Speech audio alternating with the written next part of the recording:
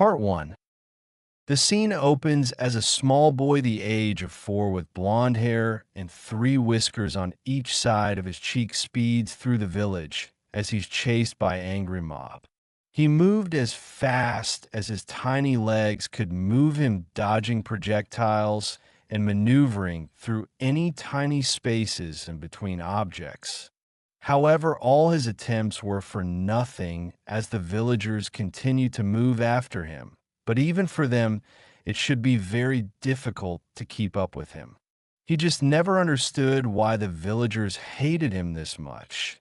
It was daily activity for him to chased around by them, and normally resulted in him getting beaten. On some days, the villagers would be stopped by an Anbu member with a dog mask, but he was never really around much. He was mostly around October, which was Naruto's birthday, which happened to be tomorrow. On some days, like today, the villagers were accompanied by other shinobi, because tomorrow also happened to be the day that the nine-tailed fox was defeated. Our blonde continues to run until he eventually loses the villagers in an alleyway. Trying to catch his breath, he stops for a brief moment. "I'm quite far away from my apartment," he thought to himself as he looks in the sky and notices the sun set. Suddenly his collar is grabbed as his feet left the ground. Well, look who we have here. If it isn't good old Naruto," the man said as he suspended the blonde in the air by his collar. The man snarled as he looked at Naruto, who was trying to best to loosen the man's grip on him. "Don't even try. You're not strong enough to defeat a Chunin, or should I say Chunins," the man snarled as 2 more people joined the scene. Naruto, now a bit worried now that 2 more others had joined, tried to wiggle himself away, but instead received a punch to the gut. The punch halted the blonde's movement as he groaned, and he held his gut. The men began to cackle hysterically as they watched Naruto groan in pain. The man held Naruto to his face and received a spit in the face, and then dropped Naruto.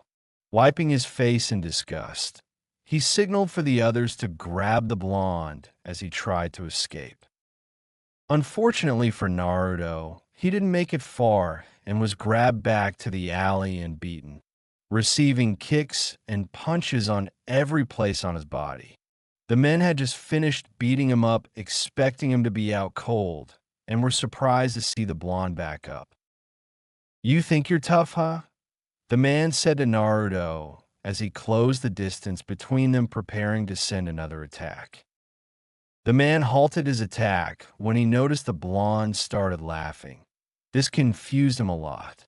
Why would he be laughing when he's getting the crap beat out of him, the man thought. Or maybe he's making fun of me, the man concluded on his thought and punched the blonde right in the face. "What is so funny? I'ma beat the shit out of you," the man said as he held by the collar and shoved him into a wall.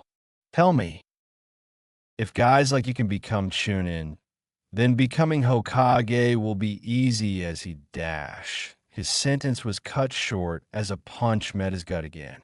The man, with fury in his eyes, pulled out a kunai from his pocket. Naruto's eyes opened fear as he tried to loosen the man's grip. "Jodu de Chid. You could kill him, bro." His other friends tried to reason with him, but he did not listen. "Forget this, I'm leaving, dude." The 2 friends soon left. "Well, I guess no one would see me end your life then." The man lunged the kunai at Naruto, who closed his eyes, awaiting impact that never came. He opened his eyes and saw the kunai on the floor. The man looked in horror and released his grip on Naruto, who fell to the ground. The man began to scurry away, but was sent flying into the wall beside Naruto. Naruto notices the person is with the Anbu by the vest she wore. He also deduced the person was different from his normal Anbu fellow, who wore a dog-like mask, why this one wore a cat-like one. She grabbed the man and delivered a kick to his groin, making the man groan in pain. If you touch him again, I'll make sure there's kunai in your skull. She moved to his side as the man ran for his life. She then looked at the blonde-headed boy who bled out beside her. Damn it, Captain, she muttered under her breath as she carried the blonde on her back. 2 hours prior. Nico, may I speak to you in private? The dog-masked Anbu asked her as they separated from the crowd. What is it, Captain? She asked. I need you to do a favor for me. Nico tilted her head to side. And also it's Kakashi when we're alone. We've been over this. She rolled her eyes at her silver-haired Anbu, making him sigh in response. What is it, Kakashi senpai? She could see his eyes smile as she looked at his face. Damn, she wanted to hit off him. There's this blonde-headed kid. I'm sure you've heard him. Naruto. She nodded, prompting him to continue. As you know, the villagers aren't a big fan of him, especially around this time of the year. She sighed, leaning into the wall. Yeah, I get it, but the villagers wouldn't hurt a kid, right? She noticed as his body language changed and he clenched his fist. They would, as he said in slightly depressed tone, which didn't go unnoticed by her. All right, I'll get on it, but why don't you just get the Hokage to assign some special Anbu for him? Because he's my responsibility, he responded. Well then, Captain, you're not doing a very good job at it.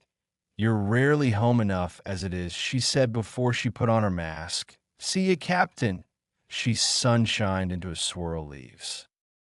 Less than an hour later, she found the blonde were being chased by a mob of villagers. HM Captain was right. She decided to follow after them at a safe distance, but the young boy's speed and maneuvering was top-notch. But she was Anbu for a reason, but wow, she hated to admit, but she lost Kid. She searched for his chakra signal and found it at other side of the village. Damn, he works fast. As she arrived at the scene, her eyes were filled with horror, seeing a Chunin, shinobi of the leaf beat, and abuse the kid. She immediately dropped from her hiding place and stopped the kunai from impaling the boy.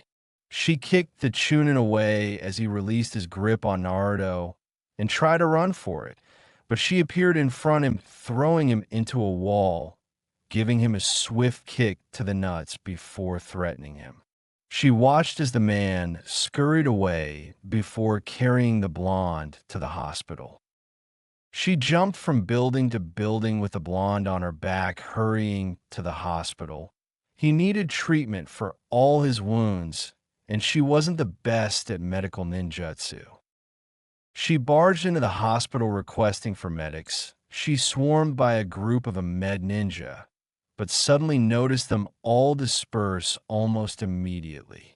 Hey, did you guys not just hear me? He needs help. She was approached by another nurse. I'm sorry, but we're out of rooms. Bullshit. She spat at her before leaving the hospital. She couldn't believe how the people of Konoha had turned their back against their own. What do I do now? I have a med kit at home. I could try to treat him, I guess. She was about to leave before someone called out the blonde's name. Hey, Mom, isn't that Naruto? A short kid with black spiky hair with garments that showed the Uchiha crest behind it. Why, yes, it is Sasuke. She paused to get a better look at the blonde before noticing all the bruises and wounds on his body. Oh my God, what happened to him? She asked the purple-haired Anbu, who quickly explained everything to her. They did what? Mikoto, Sasuke's mother, growled, and everyone could sense it, her killing intent. And let me guess, they won't treat him? The purple-haired Anbu nodded. Damn them. Were you taking him, Mom? Nico. She completed the Uchiha sentence.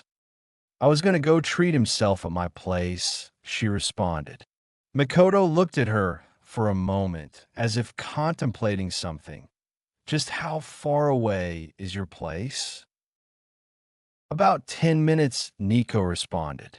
Okay, let's go. I may not look like it, but I know a little medical ninjutsu. The two prepare to leave. But Makoto felt her son tug her clothes. Oh, Sasuke dear, I'm sorry. Mummy has to treat Naruto. Do you think you can go home by yourself and get Itachi to make dinner?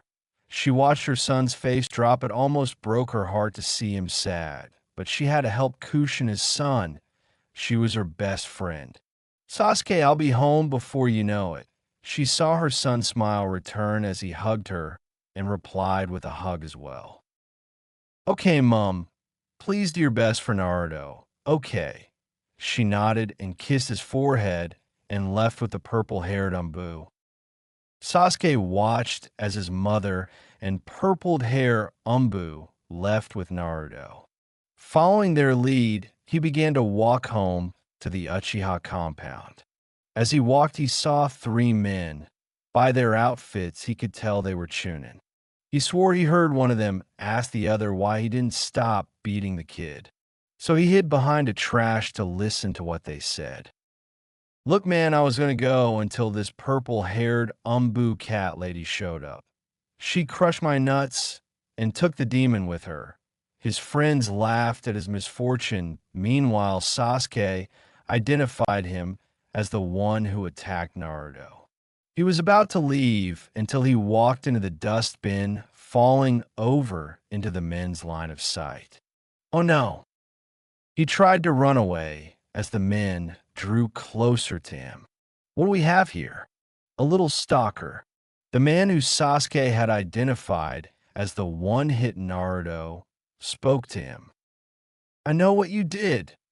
The man tilted his head in confusion. What are yo dash? I know what you did to Naruto. The man frowned his face at the boy. So what? You his friend or something? Yes, I am. Got a problem with that. Sasuke responded back and was met with a big slap across the face. T-Sit, you talk big kid, but you ain't shit. Noisy ass Uchihas. The man spat at Sasuke, who charged at him head on, but received a kick, sending him backwards, making him spit blood, and the man cackled at him. As he saw the boy on the ground, groaning in pain, he noticed a bunch of crows pass by. Huh, crows at this time. He turned back to see his incapacitated and then looked down at the boy. Taking a closer look, he realized who it was. Sasuke Uchiha, meaning the crows were from. Itachi, Sasuke weakly asked before letting out a huge smile, which caused his brother to smile back. The boy instantly closed his eyes and began running away, bumping to everyone thinking he got away. He opened his eyes, but what he saw next surprised him. Everyone around him looked like zombies. He tried to run, but no matter how far he went, that was all he could see. Sasuke, now riding on Itachi's back, asked why the man was scared of everyone he bumped into. Itachi just smiles and says, I'll show you one day, which makes Sasuke huff at him. You always say that. Why won't you train me, Itachi? In due time, Sasuke, I will, but do you mind answering why you got in that fight? Well, Mom and I were coming from the hospital when we saw Nico-san carrying Naruto. He was really beating up Casa, those guys over there, and Mom went with her to heal Naruto. By the way, did you know Mom knows medical ninjutsu? Yes, I did, Sasuke, Itachi said as he let a little laugh escape. And what's funny, Itachi? Nothing, Sasuke. Let's go home, yeah? Okay. Meanwhile, the two Kanuchi had just finished up with Naruto. Mikoto, trying to regain her breath, was given a glass by water by Nico, as she had come to know her. Thank you for protecting Nico, she said as drank the water. She looked at Naruto before weakly smiling. If I may speak, Lady Mikoto, Nico asked her before going on. Go ahead, the reply from the Uchiha, prompting her to go on. Why do people treat him like this? Surely they should be punished, right? People deal with grief in different ways. On that day, 5 years ago, many people lost their family's hell. I lost my best friend during the attack. The pain of losing someone close to you causes you to do things you wouldn't. When they see him, they see a container for a beast awaiting to be reopened. It depends on how you see him. And how do you see him? Lady Mikoto, she asked, treading lightly. Mikoto stared at her for a brief moment and began laughing. You must be about 11 years old, yet you act so much older. How do I see him? I guess I see him as my best friend's son. Her son, Nico pondered. Well, that's enough storytelling for one day. I'd appreciate if you kept on watching Naruto every once in a while.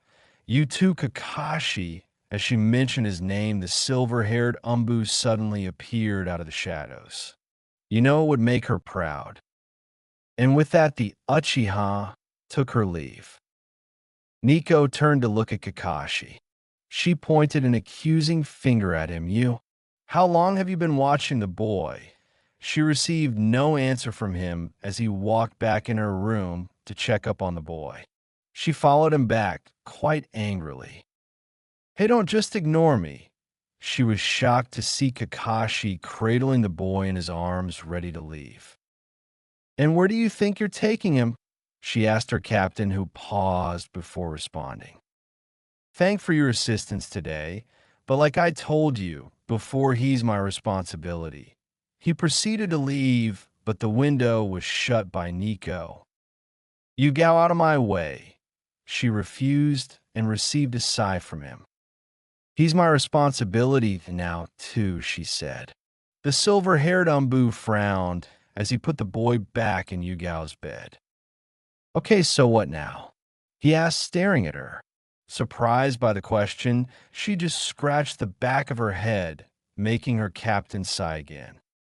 Well, you could start by training him a bit, she suggested, leaning on the window. Because we won't be always around, she said, folding her arms at the silver jonin who put up his hands in defeat. Fine, I'll train him. Well then, I'm leaving him in your care for today then. Kakashi said, looking at the clock on Yugao's wall before he proceeded to leave and stopped. And tell him happy birthday. When he wakes up, he'd love to hear it for once, but make sure he doesn't leave this room without you. Happy birthday? Today's the 10th of October. Oh, she finally realized, but before she could ask another question, he had disappeared. Damn it, Captain. She changed out of her Anbu clothes and looked at the blonde sleeping. He looked at peace and adorable. She felt like she was staring at her little brother if she had one. Not wanting to disrupt his sleep, she slept on the couch in her living room. Asterisk drip, asterisk drip drip. Naruto awoke as a droplet of water hit his face. Groaning, he woke up and found himself surrounded by water. Where am I? Was I left in the sewers? Pulling himself out of the water, he noticed his clothes were not wet at all. The blonde began to wander around, looking for exit after what felt like an eternity. He saw a light, guessing it to be freedom. He followed it, but as he drew closer and closer, and light seemed to get further and further. The blonde got on his knees as he began bawling out tears, and suddenly he heard a dark, solemn voice call out to him. Follow my voice, it called out him, making the blonde wipe his tears and call out, who's there?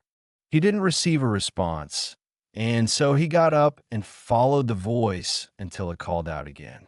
You're getting closer, boy. Naruto continued to follow the savage voice until he found an area with a cage. He walked up to the cage. Hello. The blonde yelled out at the cage and was greeted by a pair of red eyes with slits in them greeted him. Hello, boy. The presence greeted him, making the boy shiver. Hello. He managed to get out sitting down in front of the cage. Thank you for helping me. He thanked, but the presence growled at him. I feel like it's all I ever do. Naruto, the presence responded him in an agitated voice. The blonde titled his head at the response, obviously confused. What do you mean by that? And how do you know my name? And also, where are we? The presence growled at him to shut up, making the blonde quiver. Saw the noisy Uzumakis, always blabbering. The blonde then pointed his finger accusingly at the presence. How do you know my last name? He asked the voice who grew tired of his constant questioning. Shut up and come forward. You see this paper seal? He motioned the seal in front of the cages. Then the blonde nodded, walking up to the seal. Hey, what will happen if I open this seal, mister? The presence groaned once again. Just how persistent was the kid? Why would I tell you? The presence retaliated. Well, then I guess I won't be helping you. The blonde shrugged as he stuck out his tongue at the presence. Enraged by the blonde's stubbornness, the presence roars, sending the blonde flying and revealing his form as an orange-colored fox. The blonde pointed at it terrified and began backing up as the claws of the fox tried to grab him but failed to reach him. You're the fox that attacked the village. What are you doing in the sewers? Are you that dumb boy? This is your mindscape, boy, the fox growled at him. What do you mean by that? Mindscale? The blonde questioned him again, annoying the fox even more. What I mean is this your mind? I'm trapped inside you, the fox growled. You're inside me? Is that why the villagers keep beating me and trying to kill me? The blonde spoke with sorrow in his voice, looking up to the fox as his blue eyes pierced into his red eyes. The fox grinned. Yes, that is why. But if you release me, I'll be out of your skin forever, and they'd go from hating you to loving you. Naruto's eyes glimmered when he heard that. Really? They would? Yes. The single answer from the fox enticed the blonde, who ran towards the seal about to remove it, until he heard his name being called. Naruto! Wake up, a random voice spoke out to him. No, Naruto, undo the seal, the fox roared. Come on, Naruto, rise and shine. This time the voice was followed by a light. Mr. Fox, can I do this later? The blonde asked. No, Naruto, undo it now. The fox was left enraged when the boy dashed to the light, effectively taking him out of the mindscape and waking him up. Naruto, Naruto, Yugao called out the blonde. He'd been sleeping for almost a day. She'd guessed that because of the chakra his body suspended to heal most of the wounds, he'd need more sleep to help replenish them. Well, that was until about an hour or two ago when she'd heard the blonde speaking. She thought he had awoken, but much to her surprise, the blonde still lay down with his eyes closed. First, she thought he was just having a bad dream. I mean, who wouldn't being chased around villagers? She was about a year older than him when she got her first kill in the Anbu. She dreamed about it for almost 2 months, but now 6 years later, she kills like she drinks water. She looked at him rustling in his sleep, and then she cooed, "Come on, Naruto, rise and shine." It only a little longer than a minute for the blonde to jolt up, making Yugao relieved, but as soon as the blonde jolted awake, she sensed a dark chakra explode from him. The chakra was so foul it felt like it would choke her. Seconds passed, and she felt like she could breathe properly again. She looked at the blonde, who rubbed eyes as the sunlight hit his face. Hey there! The blonde cheerily called to her with a toothy smile. Hey there, Naruto. I'm Yugao. She greeted back a blonde. Did I just tell him my identity? She mentally scolded herself. Okay, good morning, Yugao. He beamed at her, but he received a flick to his forehead. Ow, he whined. It's not morning, Naruto. It's like 3 p.m., she told the blonde, giggling, who had just left his mouth agape. The blonde looked around the room for the first time and noticed it wasn't his apartment. Hell, how didn't he notice it at first sight? This your place, Miss Yugao. Yep, it is, and just Yugao is fine. I'm not that old. Okay, Yugao-san, he grinned. Thanks for saving me yesterday and today. You're welcome. Wait, what do you mean by today? She questioned the blonde.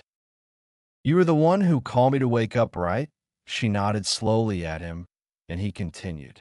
If it wasn't for you, I would have stayed with that fox forever. Fox? She pondered. She was about to ask another question, but she heard a rumbling come out from the blonde. He put his hand sheepishly at the back of his head. S&D let out a small laugh. Yugao decided she would postpone the question till later. She noticed the blonde getting out of the bed, and she stared at him bewildered. Upon all those bruises from yesterday, there wasn't a single blemish on his skin. Yesterday, she counted at least 3 deep wounds on his chest, but now they're barely visible. Thanks for taking care of me, Yugasen. He bowed as he began to exit through a window, reminding her of her captain and the words he gave her the previous evening. Don't let him leave this room, echoed in her head. All right, an AR dash. She looked around and noticed the blonde had disappeared. Shit, he's fast. She closed the window and went in pursuit of the blonde. Meanwhile, Kakashi, captain of Anbu, was currently heading to the Hokage's office. The moment he entered the office, the Hokage smiled and put his paperwork aside. Captain Itaki, I heard your last mission was a success. Have you come to deliver the report? He asked as he continued to smoke to his pipe. I will do that soon, but I came here for a different reason. He told man who took his pipe out of his mouth and turned his back to Kakashi facing the village outside. On his back, he wore a red and white cloak with the words Third Hokage written boldly on the back. Okay, Kakashi, he asked skeptically. It's about Naruto. As soon as Kakashi said the third Hokage ordered all Anbus to exit to the room. Why, yes, Naruto. He turns 5 today, 1 more year, and he's in the academy. He smoked his pipe as he said this and turned to face Kakashi. He even told me recently he's going to become Hokage. He smiled like a father impressed of his son. Lord Third, Naruto was beaten yesterday by a bunch of Chunin, and if it wasn't for the fox, he'd be deeply wounded. The third Hokage, also known as Hiruzen, hung his head and puffed out his pipe. Give me their names, so I will talk to the dash. Hiruzen was about to finish the sentence before Kakashi slammed his hand on the table. That won't do anything. They've been at it since the boy could walk. Minato said he wasn't around. He wanted me to protect his child. So I'm used dash. Kakashi, Hiruzen softly spoke. Forgive me, sir. Hiruzen smiled at the young captain. For the time he'd known Kakashi, he wasn't the one to vent out his emotions. So what do you want to do, Kakashi? Because an Anbu captain won't be around the village much, he sat down as he pointed out his fact to Kakashi. You're right, it probably wouldn't work out like that. That's why I've chosen to resign from the Anbu. He could feel Hiruzen stern on him. Are you sure about this, Kakashi? I could Jew-dash. Kakashi didn't let him finish his sentence and quickly let out a yes. Hiruzen sighed and agreed. Soon after discussing some terms, Kakashi set off and the old man returned to his paperwork and sighed again, putting his pipe away. With Yugao. Yugao searched around the village for Naruto. The boy was fast as hell, and he didn't even apply chakra to his legs to make him faster. She scrambled the center looking for him. If I were to just follow his chakra signal, I'd find him no problem, she mentally smirked. Yugao-chan? She slowly turned around, noticing that voice. The voice her captain, she could already predict his questions. Where's Naruto? I thought I told you to keep an eye on him. She mentally sighed. But she deadpanned almost immediately. What are you wearing, Captain? She saw the look he gave her like she was a moronic dumbass. A mask, obviously. He looked back at her and took a look at her clothes. I could also ask the same about you. Are planning on sleeping the whole day? Yugao sent him a glare. You're one to comment, Captain. You already wear a mask in the Anbu, and you also do in person. Kakashi laughed at her criticism. What do you mean? I always wear this mask even under my Anbu mask. What? She responded, letting Kakashi repeat himself. How do you even breathe, Captain? She asked Kakashi, who didn't respond as his mind seemed somewhere else. He looked like he was scouting the place or searching for someone. Hey, your house isn't that far away, is it? Yugao slowly nodded, uncertain why he would ask her this. So here's the plan. You go home and change into something decent, and let's go grab Naruto. Hey, what I'm wearing isn't that bad. They had a stare down in, which Kakashi gave, and fine, then let's go. You know what, I'll just change, Captain. She sunshined her house, and in less than 5 minutes, she was back, and two continued the search for Naruto. So, Captain, where do you think he'll be? She didn't receive any response, as he was reading a book, rarely ever letting his eyes off the book, a habit she'd noticed whenever anyone sparred against him in Anbu training. I'm sorry, did you say something? He asked as she shot him glares. Where can we find Naruto? Well, there are two places, the Hokage Monument or Ichiraka Ramen, he said without lifting his eye off the book. The Hokage Monuments? How does kid like him get up there? And without chakra walking, she asked. The boy's a genius, I guess. Okay, but what does he do there? Surely you should know, asked Kakashi in a more surprised tone. He was shook when Yugao nodded her head in disagreement. He's the one to faces or paints all over it, this earned a sigh from Yugao. I remember the first day he climbed. I thought he was going to fall, but to my surprise, he held up. Like you, I asked myself why he was doing this, and not long after I got my answer. So Captain Watertelling basically is that you were an accomplice to a crime. She grinned at him as he smiled a bit. She could tell from under his mask at least. So where do we go first, Sensei? He pointed straight ahead without his eyes leaving the book, pointing at a signboard that read Ichiraka Ramen. Oh, well, that was easy. They heard laughing and giggling from inside the stall. Oh, you're so cute, Naruto, was the next thing they heard as they both walked in. Naruto, Yugao called out as she saw the blonde slurping down a bowl of ramen. He turned to her and finished consuming the bowl in front of him. Yugao-san, he responded and then looked to his side to see a silver-haired guy wearing mask. Oh, Naruto, is your girlfriend? I am, asked, teasing the blonde who stuttered and blushed. And then no, she's not. I don't know, Naruto. You sound very shy, she cooed at the blonde, who blushed again. Do not, I am, San.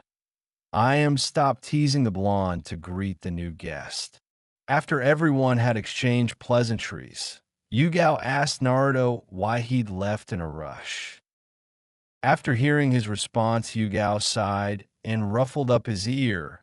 while Iam scolded him about running away from pretty girls. Laughs could be heard from Ichiraku up till nighttime, as the three left the store. "By the way, Yugao, San, who's this?" he said, pointing at Kakashi, who finally closed his book. "I'm Kakashi Hitaki.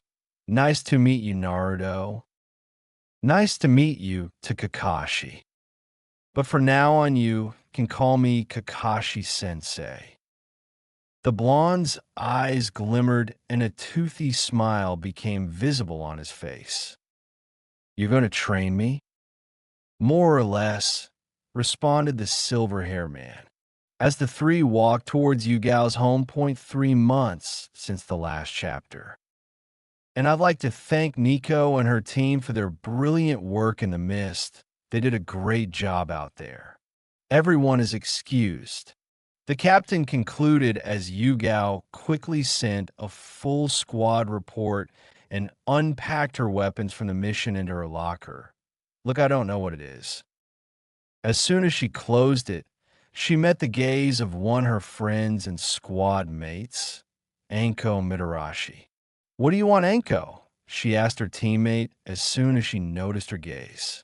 Anko was really a tough one for her. She was weird, creepy, and stubborn, but she was one hell of a good agent. "Oh, nothing. You want to come hang out with us tonight?" However, she was quickly shot down the idea. As she began to walk away, however, Anko wasn't going down easy this time.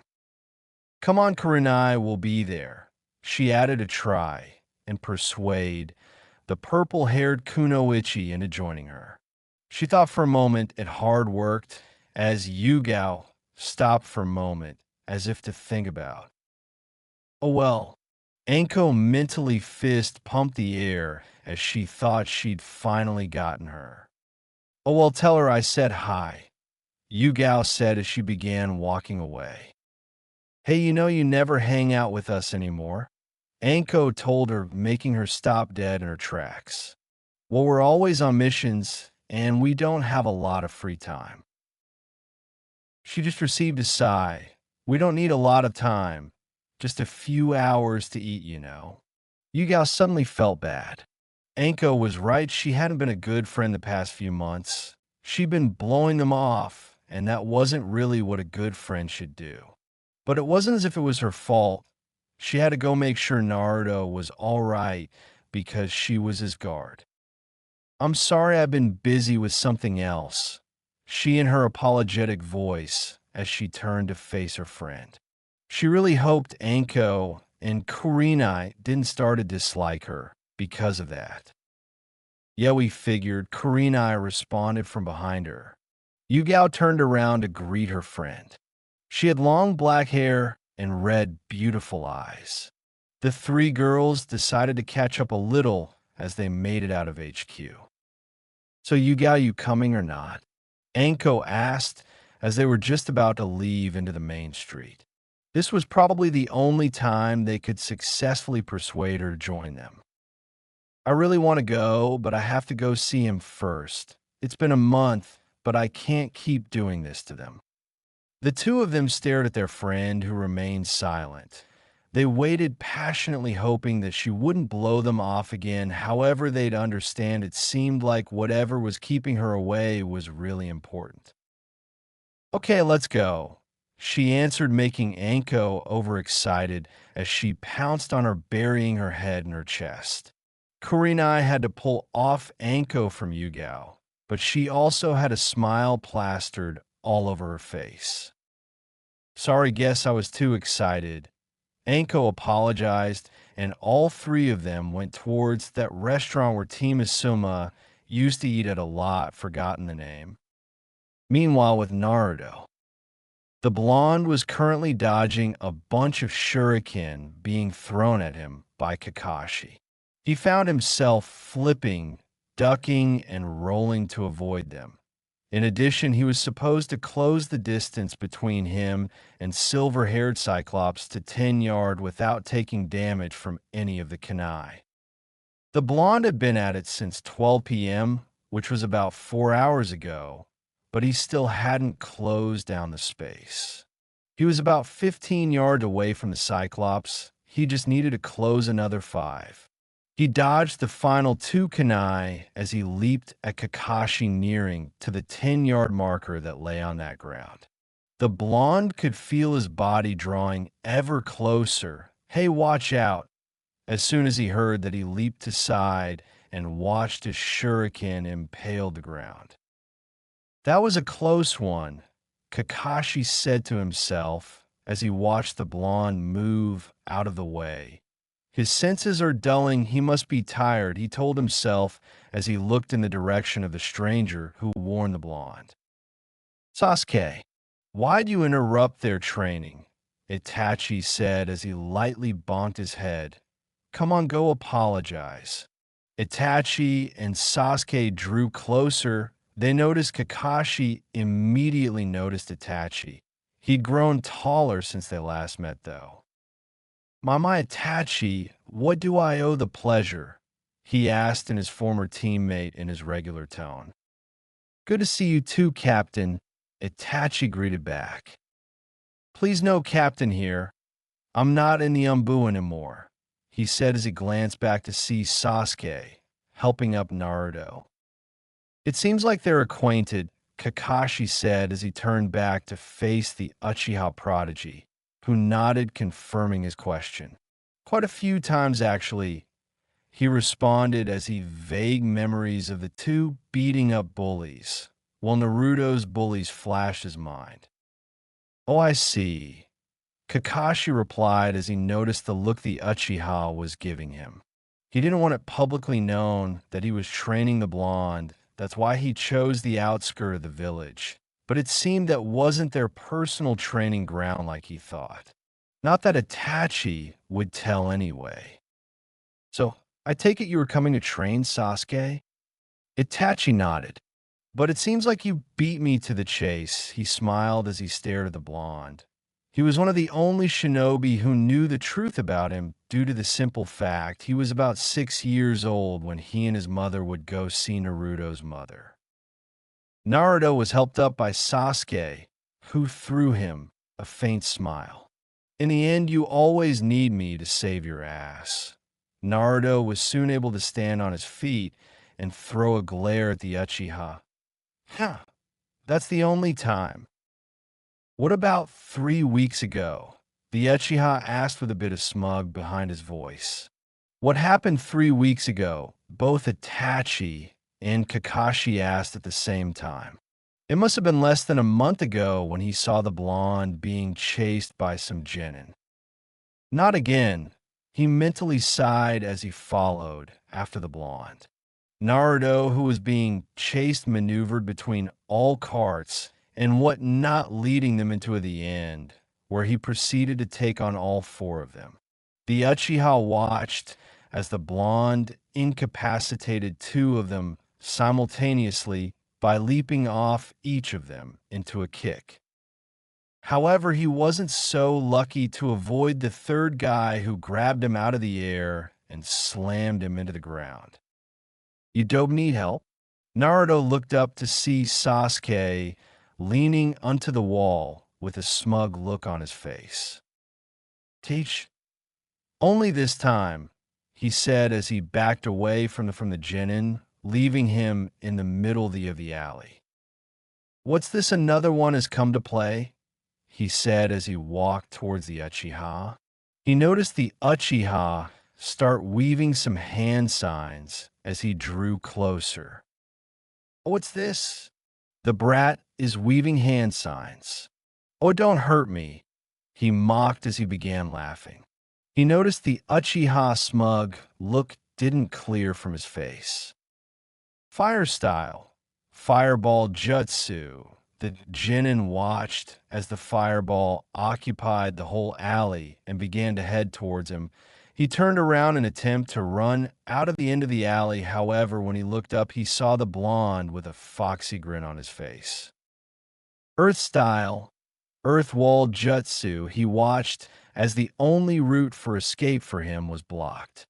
A little scream was heard as the 2 left the genin in the alley.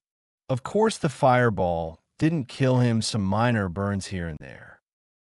Back to the present. Teach fine in that too. I didn't know Naruto had the Earth Affinity Captain. He is all but fire and lightning, Kakashi told his former teammate before walking up to the two of them. It seems like the two of you are quite the duo. They both looked up to see the silver-haired Cyclops in front of them. You were kind of awesome, but I'm better, they both stated in unison, making them glare at each other. No, it's me, like hell, Sasuke, it's me. Both of you be silent. We could settle this in a more professional way. You'll both be eligible to join the academy in 1 year. The two boys nodded in agreement. So you'll both spar in 1 year time, right before you enter the academy. The two stared at each other before jumping into battle stances. Or we could go right now, Sasuke suggested. Any settle a here and now. Naruto finished. I think we should follow Kakashi's lead on this, Itachi added, making the two drop their stances. I guess you're right, Itachi. It would give us both enough time to learn and train, the blonde added, to which Sasuke agreed. Kakashi's face looked like he'd just experienced heartbreak, even though no one could tell from under the mask. Well, then Itachi will be taking our leave, then, Kakashi said, even though he received whining the blonde. He knew the blonde was more exhausted than usual, but he wouldn't give up. See you later, Captain. Itachi waved while Sasuke glared at Naruto before bidding farewell. Later, Dobe. Well then, Sasuke, let's get to training, Itachi said as his little brother beamed with excitement. For hours later, Yugao looked at the time on her watch and immediately received stares from her two friends. What? She asked a bit nervously as they stared at her for long periods without saying anything. Tell us, who's the boy? Anko asked Yugao, which caused her to blush. What do you mean? There's no boy. Anko frowned at her before giving her a large grin. So, then it's a man? Yugao nodded before fully processing the question as soon as she realized her face turned red. It's Kakashi, isn't it? Anko asked, but she was surprised to see a deadpan look on Yugao's face. Why would it be him? I've never even seen him under mask before. So you don't deny it being an older man, huh? Kurenai asked as she continued to consume her food. Look, there's no man or boy, okay. Just work. Anko threw a sarcastic, defeated sigh at her. Okay, I believe you, Anko said so sarcastically the three began laughing. We'll see you guys later. Yugao waved her friends off before heading to her own home. By now he'd be asleep, she said, following with a sigh. I guess we could talk tomorrow, she said as she continued to walk towards her home. But to the contrary, the blonde was not asleep. He'd just woken up from another nightmare. Naruto had been having nightmares at least thrice a week since he refused to open the seal for the fox. 2 months ago. Do you hear me, Naruto? The blonde nodded slowly, probably in fear, but of the fox and its actions or a tone Kakashi used to address him. Captain, you're scaring him. Can't you be nice? She said as she cradled the trembling blonde, pulling him close her chest. Kakashi let out a defeated sigh. She was right, he could have handled that better. No, he should have handled that better. I'm sorry, Naruto. Kakashi apologized as he patted the blonde's hair. You know what would make him forgive you, Captain? Yugao asked, letting him let out a heavy sigh. Ramen, he asked, receiving nod from the both of them. He went out to get some. That night, the three of them ate ramen and shared a bunch of laughs. It was almost good enough of a night to make Naruto forget. Almost was a key word, though, As soon as the blonde had fallen asleep in Yugao's arms, he woke up in a familiar place. Naruto, you're back, the fox snarled. I think it's about time you took off the seal. No, he responded. What? The fox growled. You better remove it, or else. Or else what? The blonde asked with some confidence in his voice. You can't do anything as long as you're sealed behind those bars. The fox sent out an evil chuckle. Is that what you think? You will regret this, boy. Once I get control, I will make you suffer. And how will you do that? The blonde wished he'd never asked this question 2 months ago. Let me show you. The fox proceeded to show blonde different type of ways in which he'd kill Yugao and Kakashi and even Sasuke. The blonde could feel his dinner planning to come out. And all it takes is one loss of control. The fox grinned as the blonde continued watch in horror. Back to the present. Since then, you could say the blonde really never slept well again. And with Yugao gone for 1 month, to have no one to cling on, it made it worse. He began to get less than 3 hours of sleep, and even those 3 hours were plagued by screams. So there the blonde in the dark sits trembling, hugging his knees with tears threatening to fall out. He tried to concentrate on some jutsus, but kept dozing off. The bags under his eyes, much more visible, albeit no one noticed, not even Kakashi noticed them. Naruto thought that was better, as Kakashi would probably force him to sleep or rest. Not that he didn't need it, this was his third sleepless night. He noticed the door open, and his tearful gaze met the gaze of the only person he could have hoped to see that evening. Yugao-san, he weakly called out. Naruto? What are you doing up at this time? She asked as she dropped her bag beside the door and moved to the trembling boy. Naruto, are you okay? She asked as he drew closer and closer, noticing the tears in his eyes as they rolled down his cheeks. She pulled him into a hug as he sobbed into her chest. She passed her fingers through his golden locks. Hey, Naruto, what's wrong? She asked as he pulled the blonde to look at his face. She immediately noticed the bags under his eyes. Naruto, have you been sleeping? She asked in a soft, tenderly voice. The blonde's sobs began to slowly reduce. No, he responded. Why not? She asked as soon as she did the sobs returned. She cursed herself. You can tell me, Naruto. I'm here for you. The blonde began to explain what transpired that night. Hearing that the blonde had been silently going through all this alone made her angry, but also sad. Naruto, those aren't real. They're like a jinjutsu. Not real, she cooed into his ear. But then how do I get rid of them? He asked as now she cradled him like before in the bed. You have to go there and show him who's boss. It's not his body, and it's yours. It's your mind, Naruto. Don't let him control it. He softly nodded as he faced in front of her. I believe, are you okay? She said as she placed a tender kiss on his neck, causing the blonde to let out a purr that made her giggle. Good night, Naruto-kun. Good night, Yugao-san. And for the first time in a while, the blonde had a peaceful sleep. Fast forward another 3 months.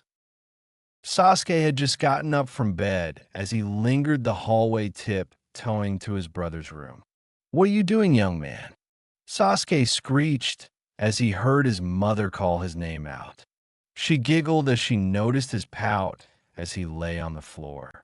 Not funny, Mom, he said, pulling himself up only to be carried up by his mother. Hey, he complained as she carried him with her in the kitchen before putting her index onto her lips, mimicking the C sound. You don't want to wake up your father, do you? He nodded and closed the kitchen door behind them. So what are you doing up, dear? she asked as she put on her apron. She noticed her son looking around the place, as if he was looking for something. Curious by his actions, she asked, "What's wrong, dear?" she asked as he looked back in her direction. "Where's Itachi?" he asked, not taking his eyes off his mother, his dark eyes pouring into hers, trying to detect any form untruth. "He went out to train again," she said as she noticed her son's stare deepen. "What's wrong with him?" "What?" Really? His voice rose as he replied his mother, but still keeping the same stare plastered on his face. Mikoto only nodded in response, receiving an exasperated sigh from her son.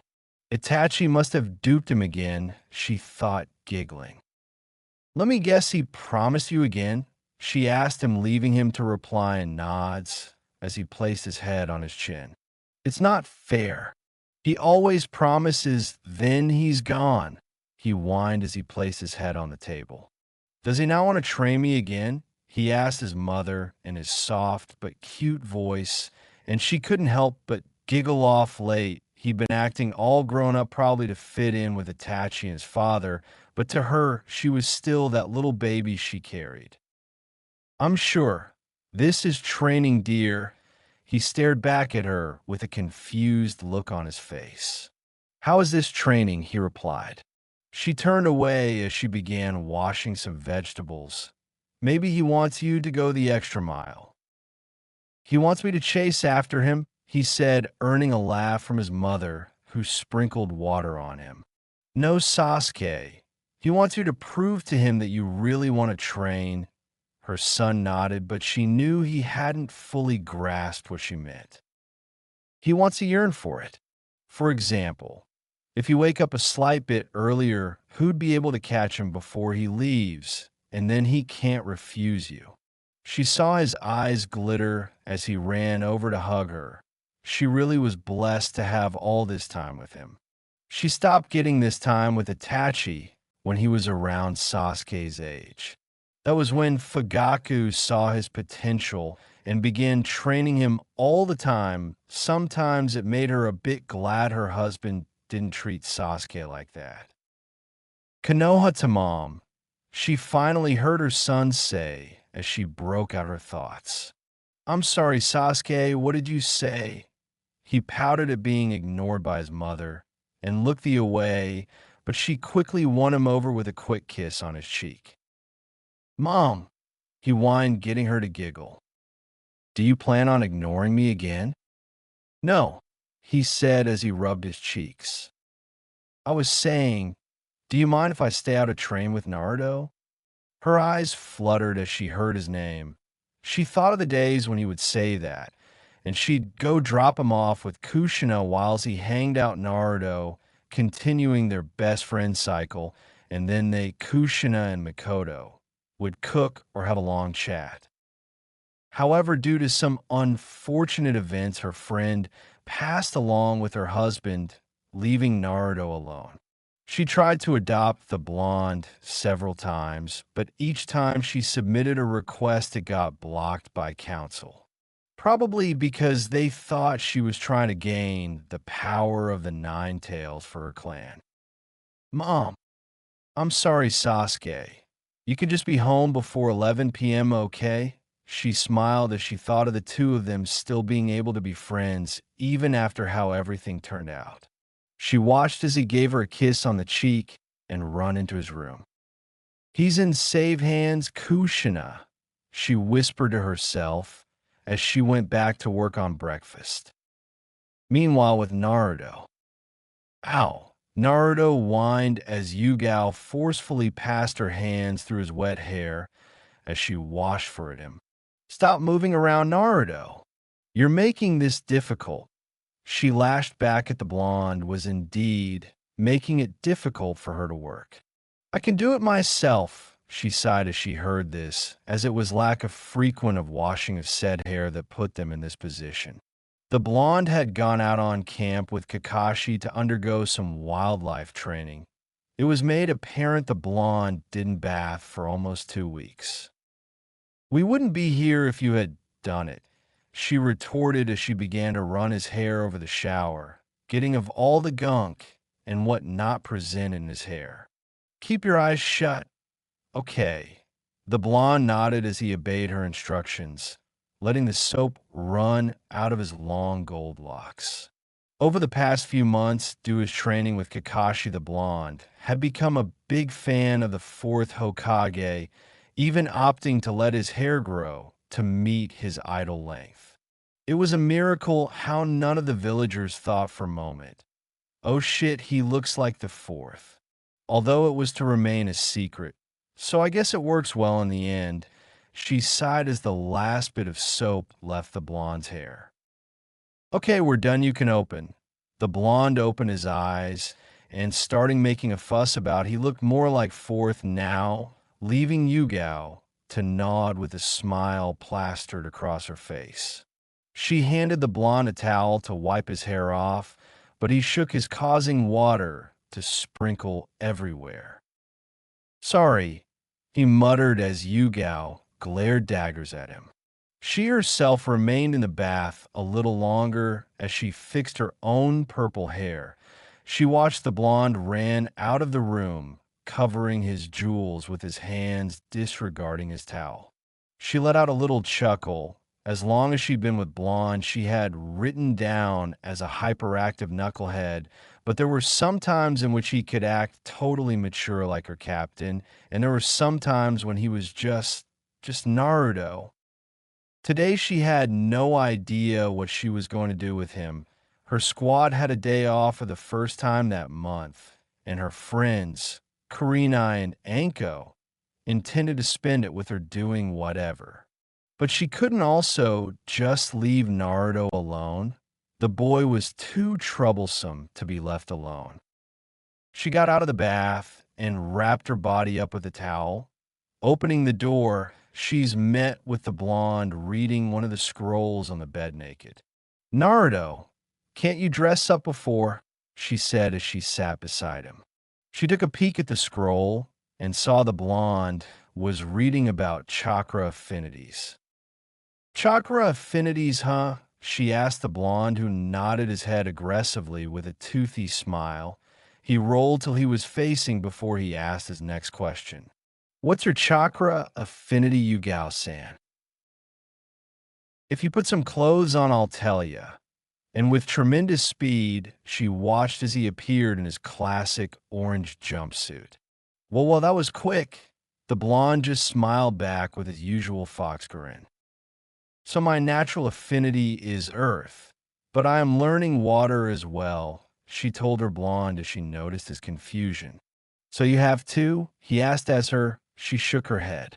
No, I have one.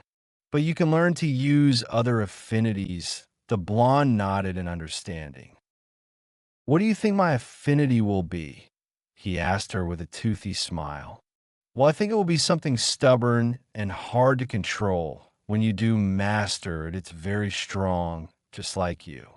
So I guess wine besides. I think it should be wind, since looking at the amount of wind jutsus you've learned so far is kind of impressive, she responded as he pouted at her comments beforehand. Silence returned as Naruto returned back to his scrolls, and Yugao looked for something decent to wear. Hey, Yugao-san.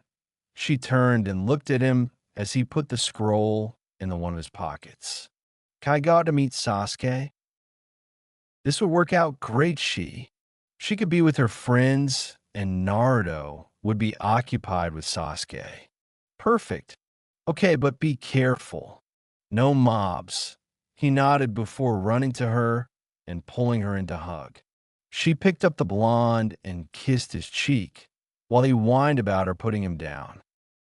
Not soon after he left, her friends came by, and the two went about their day.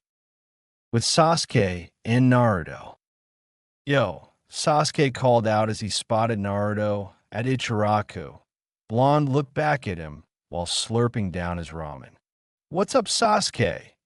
The Uchiha looked away in disgust before reprimanding his friend. Could you not talk and eat at the same time? Naruto just frowned back at him. It would have been impolite to leave you hanging. The Uchiha frowned as he did it again. What you're doing is more impolite. He noticed Ayam giggle at their exchange and decided to greet her. Good morning, Ayam-san. He could feel Naruto's glare as she responded. What is a dobe? He asked the blonde who had now finished with his meal. Stop trying to flirt with Ayam-san, he called out as he accusingly pointed his finger at the Uchiha, who was blushed a bit. I'm not. I was just being polite. He defended himself. Yeah, you're right, Sasuke, he said sarcastically. Both boys began glaring daggers at each other. Calm down, boys, Ayam said, giggling at the two. There's no need to fight. You know that you're my one and only Naruto-kun, she said, making the blonde grin. That's rather unfortunate. You'd have to spend your life with a dobe, the Uchiha remarked as he followed with a slight chuckle. The blonde paid for his meal and waved Ayam goodbye as he and Sasuke headed for the training ground. The blonde pulled out the scroll and showed it to the Uchiha. Well, I know Uchihas all got fire style, but I wonder if I have another element. He closed the scroll and handed it back to the blonde. Well, he might as well improve on the jutsus we already know. Naruto nodded and the two began sparring. With Yugao. Yugao had just finished eating a meal with her friends, and two decided to take a stroll around village, because why not? The walk was mainly just Anko making fun of randoms. While it was fun, she missed her blonde, energetic furball. As they walked by the academy, they saw a large crowd, and Kurenai persuaded them to check out what was happening. As they drew closer and closer, and they heard the chants, fight, fight. It looks like some kids brawling, Anko said with a taste of disappointment. Yugao, who was much interested, went to get a closer look to see Naruto and who she assumed was Sasuke going head-to-head with two genin. With the boys. You two are going to pay for the last time, the genin said, looking down menacingly at them. Sasuke looked back at the genin, sizing him up and down. Do we know you? The genin, furious by that remark, lunged at the Uchiha, but before his punch could land, his arm crushed into an earth wall. Arg, he cried out in pain as Uchiha smirked out, giving a glance at Naruto, probably to thank him for the cover. Who would have thought the demon and traitorous Uchiha would make a good combo? He spat as he signaled two other genins to join the frame. We'll teach you a lesson. Oh, now this might actually get interesting, Anko said as pushed herself in front of the crowd. Kurenai sighed as she stood by both her friends, but noticed Yugao had a sort of intense look on her face. Look, we were here first. Why don't you go play ninjas somewhere else? The Uchiha told them harshly. That's not how it works here. We're a higher rank, so we have authority. The genin snarled as he walked towards the two. Your rank means nothing if you can't handle a bunch of kids, Naruto spat back at the boy. Fine then, we'll teach you what it means to be genin. And with that, the brawl started. Oh, they're finally starting. Anko started cheering. She turned to see her friend having a serious stare at the fight. Wow, she's really into it. Anko whispered to Kurenai, who nodded in agreement. Two of the genin charged at them, while one stood back hurling kunai at them. Naruto and Sasuke jumped back, dodging the first attacks from them, but then were confronted with a bunch of kunai. Wind style, dust wind technique, the blonde said as he shot a gust wind which sent the kunai flying back at them and temporarily blinding them with two genin with dust. The Uchiha then leaps into the air to follow with an attack of his own. Fire style, flame flower. He shoots a small fireball into the sky which explodes and small burning petals rain down on the two blinded by the dust. Earth style, Earth wall. The genin at the back weaved the signs as the earth began to encase his fellow shinobi in the wall in hopes to shield them from the assault above, however, leaving himself open. Whoa, these kids are good, Anko said as she watched in disbelief. Indeed, their combos are well coordinated for this age. The two nodded in agreement as they looked back at their friend and noticed how she'd loosened up a bit. She's acting weird, Anko whispered into Karina's ear, who just nodded back in agreement. But they turned their attention back to the fight. The Uchiha noticed the genin at the back had left himself open. He figured he could get a cheap shot on him, but as he fell back down, he lost the balance and angled to do so. Naruto! He yelled, catching the blonde's attention, who immediately understood what the Uchiha wanted. Coming right up, wind style, gale palm. The blonde sent a gust of wind at Uchiha, temporarily pushing him back up in the sky, sending him closer to the genin at the back who hadn't noticed the Uchiha flying towards him. Fire style, fireball jutsu. The Uchiha shot the fireball at the genin who hadn't seen it coming. He moved out of the path of the fireball, and by doing such wasn't able to fully shield his teammates who got hit with Uchiha's previous move. Well, that was close one. They nearly ended the whole fight right there, Kurenai remarked as watched on. Anko could only nod in agreement. You know, the Uchiha kid is pretty good with his fire style, she told Kurenai, who nodded in agreement. Well, he's Itachi Uchiha's younger brother after all. You must be training with him, she told her friend. Well, I like Naruto's support play. Without they wouldn't controlling the battle, Yugao said with small plastered on her face as her two friends stared at her like she was a whole different person. Oh, so that's the Naruto we've been hearing so much about, Anko remarked as she took a good look at the blonde. Well, he does fit the reports, and he is quite the troublesome one, Kurenai nodded.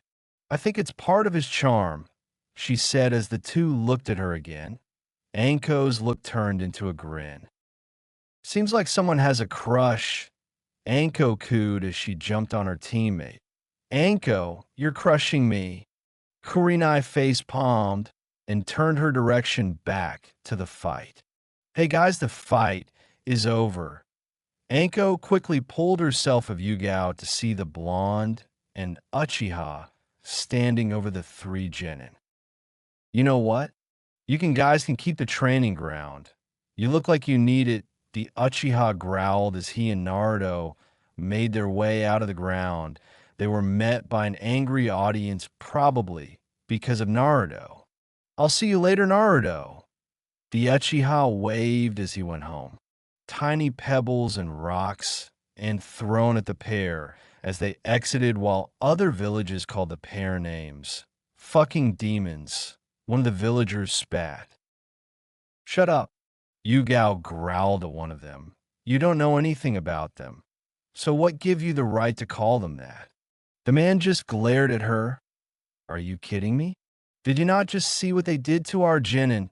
She got up the floor and sent a glare straight back at him.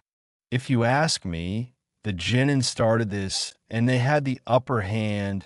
The man who was just suddenly joined by others started throwing glares at her. You can back the demon and his associate all you want, girl, but I won't be deceived, the man said as the other villagers nodded in agreement and began to walk away. He isn't a demon. Take it back, she yelled as her friends stared at her with confusion all over their faces. Look here, I'm not taking back shit. I meant what I meant. She was about to lunge at the man, but her friends stood in her way. Look, sir, I don't know what you have against the kid, but surely it doesn't give you the right to give him crap. So how about you leave? The men scoffed and left. Sorry, guys. Yugao apologized to her friends as they softly smiled at her. It was nothing, but you have to promise us one thing, Kurenai told her. Okay, what is it? She responded. You've got some explaining to do. She looked back at her friend. About him, she said, pointing behind her. Yugao turned around to see the blonde standing right beside her with a foxy grin. Hello. Yugao-san's friends. He greeted Yugao's apartment. Yugao watched as Naruto and Anko devoured the food on their plates like they were competing between who would finish first. This put a smile on Kurenai's face as she made the meal. She looked at Yugao, who looked quite nervous about the whole situation. So Yugao, you promised us something. She and Anko stared at her intently as Naruto joined. What did Yugao-san promise? He asked, only for Anko to respond to him. She called the blonde, who scurried over to her. She then whispered she was going to strip for us. The blonde looked at her. She was crazy. Why would she do that in the open? He replied Anko with confusion plastered all over his face, but now it was Anko who was confused. He didn't seem bothered that she was going to strip. Her face of confusion turned into a wicked smile. You know, I think I understand everything now, Anko said as she ruffled the blonde's hair. Naruto is Yugao's boyfriend. Yugao nodded in confirmation. It took her a few moments before she realized what she had agreed to. Wait, no. She bolted out of her seat, tried to defend herself, but ending up fumbling her words. Is she like this, Naruto? Kurenai asked him while Yugao had spaced out. I guess only when she's embarrassed. He responded, Kurenai, who just stared into his blue eyes. They reminded him of someone, but she couldn't place her finger on it. He's not my boyfriend. He's too young. They finally heard the last part of her rant. You're right, Anko said, much to Yugao's pleasure. Naruto, when you get older, you must use your God-given weapon to service Yugao, okay? The blonde nodded back slowly in confusion, which left Anko grinning and Yugao blushing. She sighed as she sat back in her seat while Kurenai laughed. Okay, Yugao, I want to hear the story from you. Kurenai said, smiling at her, and Anko nodded in agreement. Well, I would, but it's classified information, so a certain someone can't be here, she said as she stared at Naruto, who sighed. Fine, I'm going to take a shower then, he said as he left them. Yugao tried to stop him, but Anko silenced her with her snakes. Hey, not cool, she whined. You know, it seemed like you wanted to bathe with Naruto, Anko said, grinning. No, I just enjoy washing his hair, she defended herself. Well, I guess I'll start with how it happened. With Sasuke. Itachi walks in to see a tired Sasuke laying on wall beside the wall. He carries him on his back towards his room and meets his mother, Mikoto. He's been waiting there ever since he returned from his training with Naruto.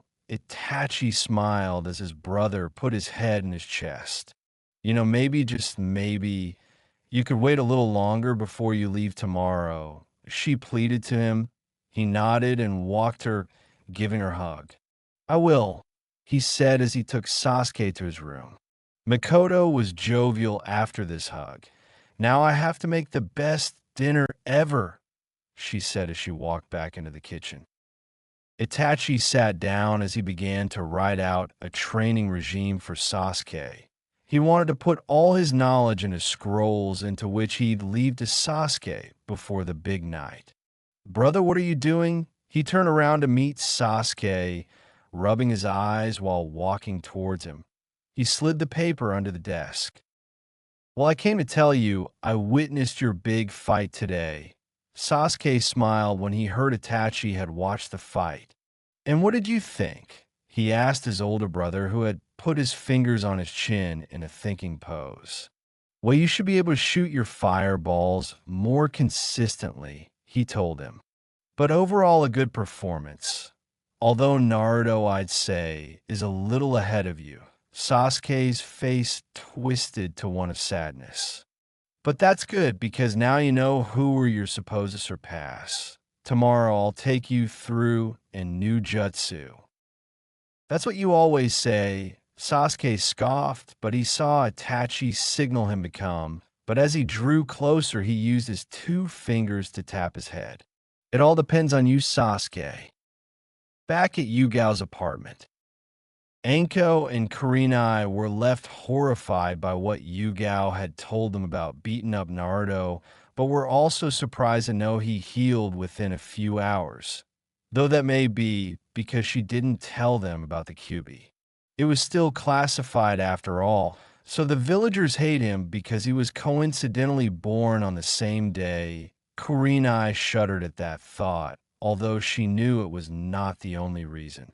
Kurenai was about to ask another question, but she heard knocking on the door. Yo, was the greeting Yugao received as she opened the door to meet the silver-haired Jonin now? She scowled at his nonchalant greeting. She left the open as he walked and reading his book. Yo, he greeted her 2 friends. Could you stop with the yo and greet like a normal human being, Captain? She scolded him. Did anyone ever tell you you're controlling? He said, not taking his eyes off the book while the Kurenai and Anko stared at the two. Anko, Kurenai, this is Kakashi, Kakashi vice versa. Forgive him, he has no manners, she scowled at him.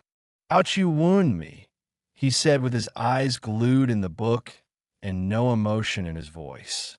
Are you kidding? Of course we know who he is. Anko yelled out while she started rambling as he Kurenai shut her up. What are you doing here, Captain? She asked as politely as she could get.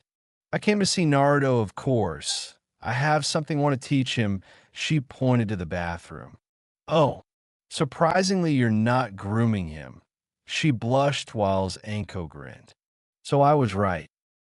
No, you were not. Soon a few minutes later, the blonde came out of the shower with his pajamas on and wet hair, water dripping onto the clothes. Yo, Kakashi called out as Naruto beamed towards him in a flash.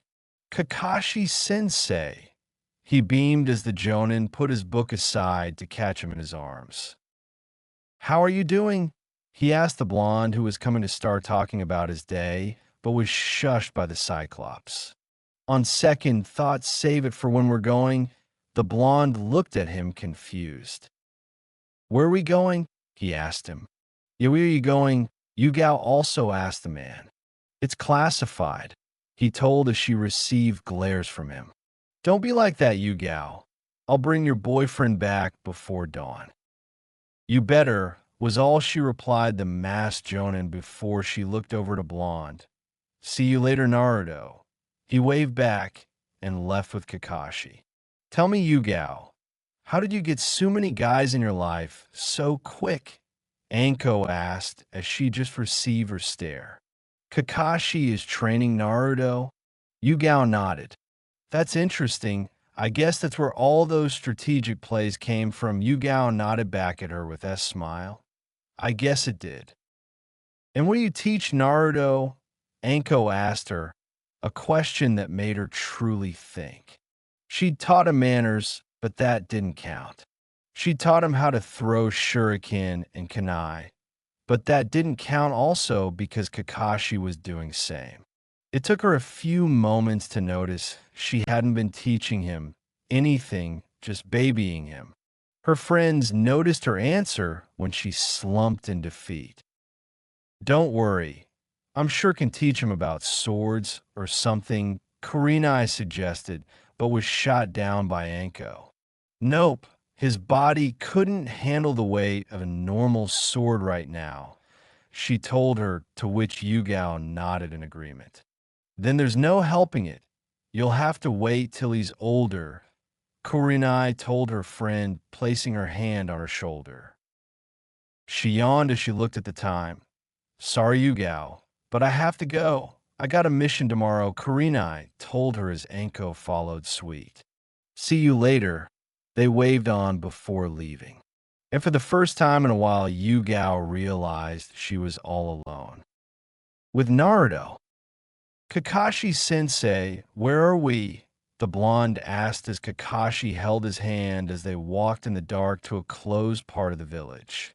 A place only he knew, a place that could only be opened by Naruto. A friend's place was all he said, and Naruto knew if he didn't say more, it means he shouldn't ask more. They reached an area which was enclosed by walls. Kakashi then looked left and right before kneeling down to the blonde. Look, Naruto, there's a seal I need you to open, and only you can open it. The blonde slowly nodded and climbed onto the masked man's back. I don't see a seal, sensei. Push chakra into eyes. It should allow you to locate the seal. The blonde did, so as he could now faintly see the markings of the seal. He placed his hand on the seal, and it turned green for a moment before revealing a pathway between the rocks. Naruto awed as he witnessed the reveal of the pathway. Good job, buddy. Stay here. I'll be back soon. The blonde nodded as Kakashi normally leaves no room for discussion. Kakashi walked into the place his master had planned bring to Naruto when he was old enough. Why Kakashi was here, though? He wanted to recover or teach the blonde some of his father's jutsus. He figured he'd, Naruto, be the only person who could use this jutsu after the fourth's passing. He also intended to teach him about the Uzumaki sealing jutsu. As he walked around, his mind replayed memories in which his sensei brought him here. Flashback. Kakashi, this is where I intend to bring kid or kids for training once he's old enough, his mentor, the fourth Hokage, told him as they both roamed through the area. That's great, sensei, but why are you showing me this? Kakashi asked with all politeness, even though he thought he came off rude. Minato just chuckled at him. Man, you really are dense. I'm showing you this because you're family, and I honestly don't see myself being able to entertain my kids while being Hokage that end if I don't make it out to teach my kid. He said in a monotone voice. Kakashi nodded, fully understanding his master's request. Flashback end. I'm sorry, sensei. Kakashi roamed around in the shelves as he looked for the scrolls on it, until he came about it. He picked up the scroll that read Flying Rajin. He picked it up and jumped down as he saw two of his sensei's kunai. Picking them up, he remembered when his sensei tried teaching him the jutsu, but unfortunately for him, although he understood the basics, he just couldn't perform it right. He could only travel 5 steps in the direction where he placed the kunai. He can do it. I know he can, but he began thinking of the drawbacks for when he first used it. I shouldn't rush him. I should wait till he has good control of his chakra, but I could start by teaching him how to create the mark at least. Kakashi was torn between what to do. Sensei, I need your help. What do I do? He said, looking into the sky. He looked to his side when he noticed a box fall over. He went over to box, witnessing it fall to pick it up. When he looked in it, he was amazed when he saw pre-made kunais with a mark already and inscribed on them. Under that box, too, was a white cloak, much like what his mentor wore, but without the Hokage written on the back. It looks like it was sewn to fit him, Kakashi. He just realized the sensei must have really thought of him to be family and wasn't trying to cheer up over the death of his comrades. This time, he would protect his family and those close to him. Kakashi ended up only picking the scroll and leaving the kunai behind. I'll teach him once he graduated the academy. When he walked out of the cave, it resealed, closing the door. So, what did you get, sensei? Naruto asked, beaming. Surely something this hidden must contain some super awesome jutsu. My sensei's jutsu, he simply said as the blonde's eyes glimmered with stars filling them. All right, when do we start? The blonde ass hyped about his new jutsu, but Kakashi quickly shot him down. You'll get these once you graduate the academy, he said as he and the blonde began to walk home. The blonde continued to whine on the way home. Also, don't ever tell anyone what you saw. The blonde nodded and continued to whine all the way home. Meanwhile, Yugao found herself tossing and turning herself in her. Why did she find it hard to sleep tonight? Kakashi had lied. It had been a good 10 minutes since he promised to bring the blonde back. She heard knocking as she rushed to the door to see Kakashi carrying the blonde on his back. She sent glares at him. Couldn't sleep? He asked her as she throws daggers at him, but responds with a nod. He sighs as he places the blonde slightly in her bed. Yugao, I truly admire your dedication to Naruto, but do remember we're not going to watch him forever. He's going to the academy soon, and don't parents take care of their children even though they're in the academy? She said as she looked at him laying in her bed. They do, but we aren't parents. You're 13 and in quickly rising up the ranks in the Anbu. You can't balance the two out, and I don't think Naruto would like you sacrificing your job to attend to him. Yugao stood in front of him and thought she knew it was right, but she couldn't just abandon him. What about you, Captain? She asked him. He only looked back at the blonde and smiled. He's grown for his age. He'll manage without me until he finishes the academy. You gonna leave him for this long? Can you really? She asked the masked man. No, he'll have to settle for visits once in a while, he told her as walked out. You have 3 months more before he starts the academy. Try to tell him. If you can't, I'd do it for you.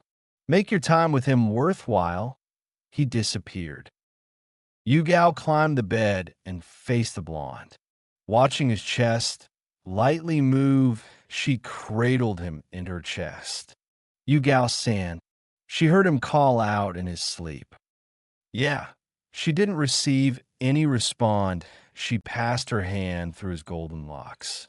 She planted a kiss on his cheek as she drifted bed. Yugao's apartment. Yugao watched as Naruto and Anko devoured the food on their plates like they were competing between who would finish first. This put a smile on Kurena's face as she made the meal.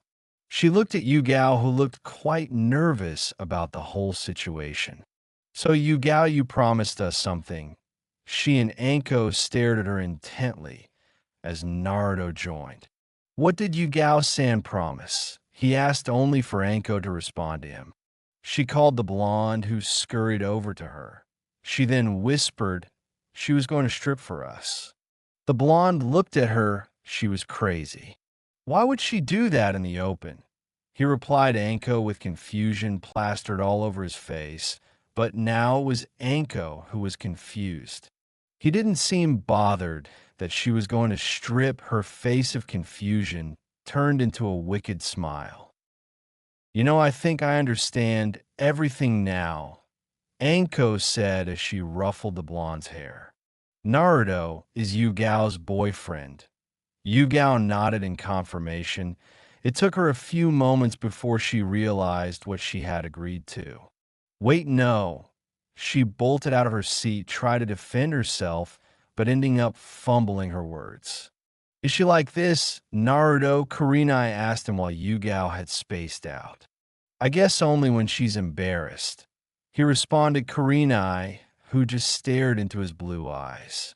They reminded him of someone, but she couldn't place her finger on it. He's not my boyfriend. He's too young. They finally heard the last part of her rant. You're right, Anko said, much to Yugao's pleasure. Naruto, when you get older, you must use your God-given weapon to service Yugao, okay? The blonde nodded back slowly in confusion, which left Anko grinning and Yugao blushing. She sighed as she sat back in her seat while Kurenai laughed. Okay, Yugao, I want to hear the story from you. Kurenai said, smiling at her. and Anko nodded in agreement. Well, I would, but it's classified information, so a certain someone can't be here, she said as she stared at Naruto, who sighed. Fine, I'm going to take a shower then, he said as he left them. Yugao tried to stop him, but Anko silenced her with her snakes. Hey, not cool, she whined. You know, it seemed like you wanted to bathe with Naruto, Anko said, grinning. No, I just enjoy washing his hair, she defended herself. Well, I guess I'll start with how it happened. With Sasuke. Itachi walks in to see a tired Sasuke laying on wall beside the wall. He carries him on his back towards his room and meets his mother, Mikoto. He's been waiting there ever since he returned from his training with Naruto. Itachi smiled as his brother put his head in his chest. You know, maybe, just maybe, you could wait a little longer before you leave tomorrow, she pleaded to him. He nodded and walked her, giving her a hug. I will, he said as he took Sasuke to his room. Mikoto was jovial after this hug. Now I have to make the best dinner ever, she said as she walked back into the kitchen. Itachi sat down as he began to write out a training regime for Sasuke. He wanted to put all his knowledge in his scrolls into which he'd leave to Sasuke before the big night. Brother, what are you doing? He turned around to meet Sasuke, rubbing his eyes while walking towards him. He slid the paper under the desk. Well, I came to tell you I witnessed your big fight today. Sasuke smiled when he heard Itachi had watched the fight. And what did you think? He asked his older brother, who had put his fingers on his chin in a thinking pose. Well, you should be able to shoot your fireballs more consistently, he told him. But overall, a good performance. Although Naruto, I'd say, is a little ahead of you. Sasuke's face twisted to one of sadness. But that's good, because now you know who you're supposed to surpass. Tomorrow I'll take you through a new jutsu. That's what you always say. Sasuke scoffed, but he saw Itachi signal him to come. But as he drew closer, he used his 2 fingers to tap his head. It all depends on you, Sasuke. Back at Yugao's apartment, Anko and Kurenai were left horrified by what Yugao had told them about beating up Naruto, but were also surprised to know he healed within a few hours. Though that may be because she didn't tell them about the Kyuubi. It was still classified after all, so the villagers hate him because he was coincidentally born on the same day. Kurenai shuddered at that thought, although she knew it was not the only reason. Kurenai was about to ask another question, but she heard knocking on the door. Yo, was the greeting Yugao received as she opened the door to meet the silver-haired Jonin now? She scowled at his nonchalant greeting. She left the open as he walked and reading his book. Yo, he greeted her 2 friends. Could you stop with the yo and greet like a normal human being, Captain? She scolded him. Did anyone ever tell you you're controlling?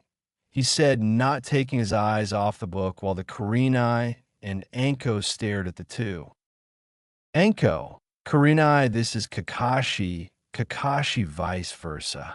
Forgive him, he has no manners, she scowled at him. Ouch, you wound me, he said with his eyes glued in the book and no emotion in his voice. Are you kidding? Of course we know who he is. Anko yelled out while she started rambling as he Kurenai shut her up. What are you doing here, Captain? She asked as politely as she could get. I came to see Naruto, of course. I have something I want to teach him. She pointed to the bathroom. Oh, surprisingly, you're not grooming him. She blushed while Anko grinned. So I was right. No, you were not. Soon, a few minutes later, the blonde came out of the shower with his pajamas on and wet hair, water dripping onto the clothes. Yo, Kakashi called out as Naruto beamed towards him in a flash. Kakashi-sensei. He beamed as the Jonin put his book aside to catch him in his arms. How are you doing? He asked the blonde who was coming to start talking about his day, but was shushed by the Cyclops. On second thought, save it for when we're going, the blonde looked at him confused. Where are we going? He asked him. Yeah, where are you going? Yugao also asked the man. It's classified, he told as she received glares from him. Don't be like that, Yugao. I'll bring your boyfriend back before dawn. You better, was all she replied the masked Jonin before she looked over to Blonde. See you later, Naruto. He waved back and left with Kakashi. Tell me, Yugao, how did you get so many guys in your life so quick? Anko asked as she just received her stare. Kakashi is training Naruto? Yugao nodded. That's interesting. I guess that's where all those strategic plays came from. Yugao nodded back at her with a smile. I guess it did. And what do you teach Naruto? Anko asked her, a question that made her truly think. She'd taught him manners, but that didn't count. She taught him how to throw shuriken and kunai, but that didn't count also because Kakashi was doing same. It took her a few moments to notice she hadn't been teaching him anything, just babying him. Her friends noticed her answer when she slumped in defeat. Don't worry, I'm sure can teach him about swords or something, Kurenai suggested, but was shot down by Anko. Nope, his body couldn't handle the weight of a normal sword right now, she told her, to which Yugao nodded in agreement. Then there's no helping it. You'll have to wait till he's older, Kurenai told her friend, placing her hand on her shoulder. She yawned as she looked at the time. Sorry, Yugao, but I have to go. I got a mission tomorrow, Kurenai told her as Anko followed suite. See you later. They waved on before leaving. And for the first time in a while, Yugao realized she was all alone. With Naruto. Kakashi-sensei, where are we? The blonde asked as Kakashi held his hand as they walked in the dark to a closed part of the village. A place only he knew, a place that could only be opened by Naruto.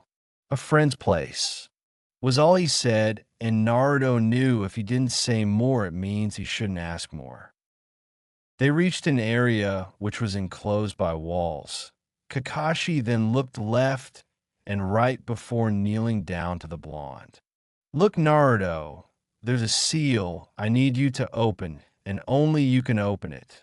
The blonde slowly nodded and climbed onto the masked man's back.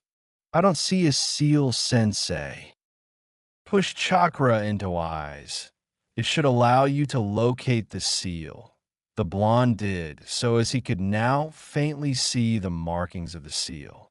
He placed his hand on the seal, and it turned green for a moment before revealing a pathway between the rocks.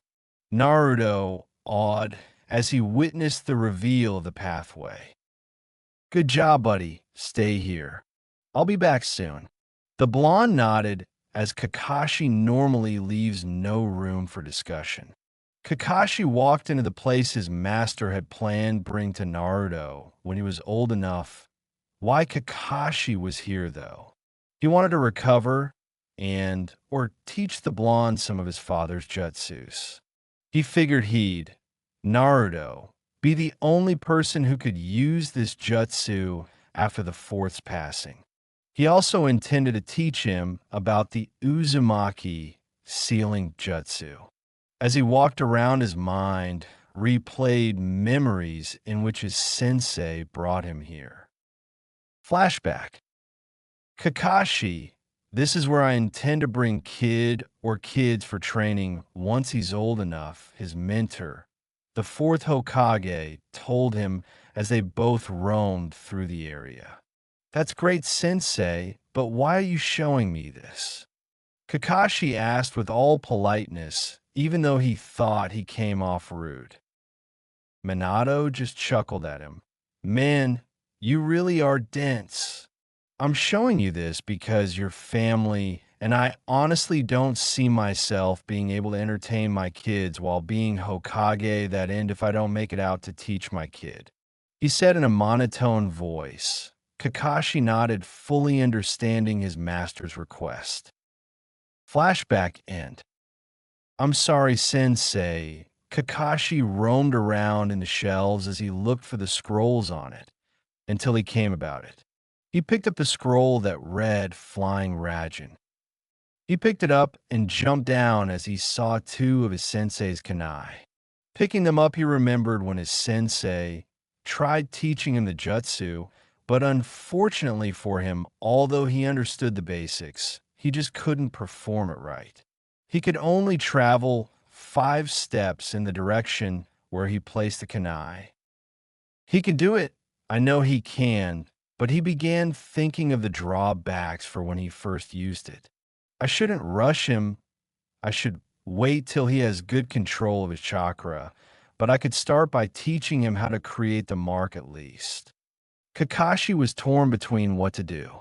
Sensei, I need your help. What do I do? He said, looking into the sky. He looked to his side when he noticed a box fall over. He went over to box, witnessing it fall to pick it up. When he looked in it, he was amazed when he saw pre-made kunais with a mark already and inscribed on them. Under that box, too, was a white cloak, much like what his mentor wore, but without the Hokage written on the back. It looks like it was sewn to fit him, Kakashi. He just realized the sensei must have really thought of him to be family and wasn't trying to cheer up over the death of his comrades. This time, he would protect his family and those close to him. Kakashi ended up only picking the scroll and leaving the kunai behind. I'll teach him once he graduated the academy. When he walked out of the cave, it resealed, closing the door. So, what did you get, Sensei? Naruto asked, beaming. Surely something this hidden must contain some super awesome jutsu. My sensei's jutsu, he simply said as the blonde's eyes glimmered with stars filling them. All right, when do we start? The blonde asked, hyped about his new jutsu, but Kakashi quickly shot him down. You'll get these once you graduate the academy, he said as he and the blonde began to walk home. The blonde continued to whine on the way home. Also, don't ever tell anyone what you saw. The blonde nodded and continued to whine all the way home. Meanwhile, Yugao found herself tossing and turning herself in her. Why did she find it hard to sleep tonight? Kakashi had lied. It had been a good 10 minutes since he promised to bring the blonde back. She heard knocking as she rushed to the door to see Kakashi carrying the blonde on his back. She sent glares at him. Couldn't sleep? He asked her as she throws daggers at him, but responds with a nod. He sighs as he places the blonde slightly in her bed. Yugao, I truly admire your dedication to Naruto, but do remember we're not going to watch him forever. He's going to the academy soon, and don't parents take care of their children even though they're in the academy? She said as she looked at him laying in her bed. They do, but we aren't parents. You're 13 and in quickly rising up the ranks in the Anbu. You can't balance the two out, and I don't think Naruto would like you sacrificing your job to attend to him. Yugao stood in front of him and thought she knew it was right, but she couldn't just abandon him. What about you, Captain? She asked him. He only looked back at the blonde and smiled. He's grown for his age. He'll manage without me until he finishes the academy. You're going to leave him for this long? Can you really? She asked the masked man. No, he'll have to settle for visits once in a while, he told her as he walked out. You have 3 months more before he starts the academy. Try to tell him. If you can, I'd do it for you. Make your time with him worthwhile. He disappeared. Yugao climbed the bed and faced the blonde. Watching his chest lightly move, she cradled him in her chest. Yugao-san. She heard him call out in his sleep.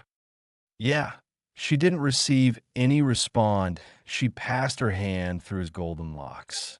She planted a kiss on his cheek as she drifted bed, but it's been a year since Academy started, and if Naruto told anyone he settled in nicely, he'd be lying. He was late for class. Everyone there also gave him looks of hatred, not to mention he'd been getting abysmal grades, although he wouldn't put that on himself, only he knew the teachers did mark him down a lot. However, his most pressing issue was with Sasuke Uchiha. The person he'd considered his friend over a year ago had changed, not that if your whole family wasn't clan was murdered by your brother, and you put in a genjutsu for 2 days to witness him kill him over and over again. Flashback. Hey Sasuke. The blonde had gone to cheer him up as he'd heard from Kakashi what happened to his family. What is it, Naruto? He replied the blonde in a hurt but cold-hearted tone. The blonde looked at him, wanting to say something, but nothing came out of his mouth. I'm sorry about what happened, Dash. The Uchiha glared at him, causing the blonde to shut up. What the hell could you have done about it? Take your fake sympathy elsewhere. He got out as he noticed Naruto's head drop. Tisich, he watched as the blonde walked away, leaving him alone. I'll destroy him, he snarled as he looked at a picture of his parents. Flashback end. Since that day, Naruto had still made attempts to talk to the Uchiha, but in the academy his fangirls had deemed he was just being a nuisance to the said Uchiha, and when he tried anywhere else the Uchiha would blow him off. Naruto was surprised by how much Sasuke had changed. He topped the class while the blonde sat in average tier. For the first time in a long time, Naruto felt as if he was at the start again, all alone. Now he could feel the scowls and glares that were always directed him to make things worse. The fox had begun with his nightmares again, which prevented him from getting enough sleep except via meds. They helped him with his sleep issues, but also had negative issues with his brain. The meds had weakened his neural block on the fox, which enabled it to have frequent conversation with it and or feel whatever the fox was feeling. However, the blonde always kept a smile on his face. I have to prove myself to them. Iam would quite often question the blonde about his health, but he was managed to roll off the issue, which was something that annoyed her. She'd asked Sasuke what was wrong, but from what she'd seen, they weren't on talking terms. It pained her to see Naruto like that. But she always wondered how Naruto, had a smile on his face. She knew he was mentally suffering, but he wore a mask of goofball to hide it from others. She felt like he pushed himself too much trying to prove to them. She also wanted to have a word with Yugao and Kakashi for why they left the blonde alone. With Yugao, the purple-haired Anbu, whenever she was in the village, followed the blonde around, checking on if he was doing all right. She'd watch him when he left for the academy and when he returned home late at night from training or escaping mobs. As much as she'd want to intervene, Kakashi had advised her against it. After returning from her watch duties, Yugao was received with warm claps and praises from the rest of the Anbu. The reason she was receiving praise? Her squad was sent by the Hokage to kill a rogue shinobi in the land of clouds. But today she'd been approached by a guy, Gecko, to go out on a date. Having nothing to do, she decided to go along with him. He was a nice guy after all, and on the advice on her mates about trying to get a better social life. Apparently, besides Naruto and them, she was practically friendless. Kakashi didn't count as they were work buddies and never really conversed outside work. With Naruto, the blonde just stumbled into his apartment after training. His legs felt dead, but he manages to drag himself on a bed. Man, I'm tired, he told himself as he stared at the ceiling. I wish Yugao-san was here. I'm bored. He rolled around in his bed, unable to sleep. He looked at the side of his bed where his sleeping tabs lay and then back outside. I guess it's about time, he said as he stared at the darkness. Hey. The blonde shuddered as he heard the cold, demonic voice. So you're awake, huh? He said as he plumped back to his bed. He heard the fox snicker and just sighed. He looked to his side table again, earning a groan from the fox. You know, those don't help, right? They allow you to sleep without the nightmares, but as a side effect, you can always hear me. I thought the plan was to get rid of me, he said as he snickered, causing Naruto to groan himself.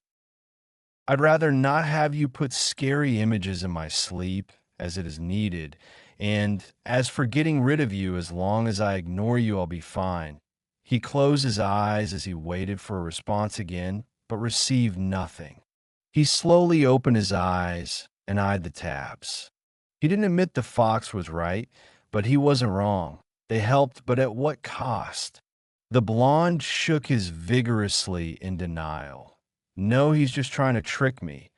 So he can take over, he told himself as he heard his stomach grumble. Might as well eat before I sleep. He got up as he walked to Ichiraku Ramen. On his way to Ichiraku, the blonde noticed a woman with purple hair pass by instantly distinguishing her as Yugao. He intended to call out, but silenced himself when he noticed a man walking beside, telling her a joke, which caused her to laugh. Curious, Naruto followed the pair all the evening and witnessed them having a good time. It must be sad, he frowned as he heard the voice again. What do you want? He asked a bit enraged. Don't be angry at me now. I didn't leave you for someone else, the fox snickered. Turning away from the direction the two were at, he began walking away. She didn't leave me. I asked to leave, and she's free to hang out with whoever she wants, he yelled at the fox, who began cackling. Face it, boy, you're alone once again. No damned Uchihas. No friends. No family. Back to square 1-inch. Naruto quivered when he heard that. The fox was right, he had no friends, and even the people who had bothered about him originally were not all here. No Kakashi sensei still comes around. Oh, I guess he does occasionally to ask how your training is going, but aside that, has he ever come to check up on you? As he heard this, the blonde bit back at the fox. Shut up. Don't talk about them like that. They do care, just shut up. The fox began cackling again. It's because you humans are weak, run by your emotions, and always seek attention. Naruto gritted his teeth at the fox. You wait and see I'll become Hokage and prove you wrong, the fox snickered. You? Become Hokage? Don't make me laugh. Being Hokage takes skill, power, and brains, and you have none, boy, let's be serious. The blonde just smiled at this. No biggie, so I have to train harder and learn harder, no issue. The fox frowned. His attempt had failed again, but on the upside, he'd felt the blonde's anger, which was good, as he could exploit further in the future. Naruto walked back to Ichiraku in silence, as the fox had gone away again, much to his pleasure. Kakashi watched from above as he watched him order ramen. He also stared at Yugao, was in another direction. Sorry, Naruto, but things don't always work out the way we want them to. He disappeared into the night as the blonde gulped down massive serves of ramen. 2 years later. It had been 2 years since Naruto upped his training schedules. Within those 2 years, the blonde, now 8 years old, turning 9 in a few months, had gotten quite better at his chakra control. Still learning D rank jutsus on the side, whilst improving his knowledge on the history of the leaf. To everyone, the troublemaker Naruto hadn't disappeared. He'd just improved ever greatly, earning the respect of some of his fellow students. Naruto, who had improved on the practical side, was still lacking a bit in his studies. However, the dedication he showed towards wanting to learn impressed Irika, who'd sometimes wonder why the blonde still took naps in class and caused trouble, but even told himself old habits stick with you. Today, the blonde had planned on taking the graduation test, which had surprised Irika. Naruto, you still have about 3 years more. Why are you rushing? He asked the blonde, who just gave his toothy grin at him. That's because I want to graduate early, so I can become Hokage faster. Irika could only smile at the blonde's dedication. Well, graduating early would boost your chances, but you also need to pick up a few more things from the academy. The blonde began winning as soon as he heard that. Like what? Like making friends. The Hokage is someone who must be able to protect all his friends and family. The Hokage also has people he works with Naruto, so you can't just disregard them. Naruto sighed in defeat as he hung his head. Fine, the blonde stated as he looked up at Irika, who just gave him a smile. That said, you're still allowed to take the exam, and if you pass, you can leave the academy whenever you want to. As he said this, Irika saw the blonde fist pump the air with a wide grin plastered across his face. How about you take it when you turn 9? Irika asked and received a nod from the blonde, affirming that he was okay with it. Since school is over, want to go get some ramen? Naruto's eyes glimmered as he nodded his head happily as he grabbed Irika's hand and rushed to Ichiraka Ramen. Kakashi watched from the tree just outside the classroom as he gave his signature eye smile. Maybe he might join them today, he thought as he closed the book and disappeared. As the two entered, they were greeted by two warm smiles, one from Ayam and one from Tucci. After exchanging greetings, the two ordered their meals, but they were quickly interrupted by a familiar voice from behind them.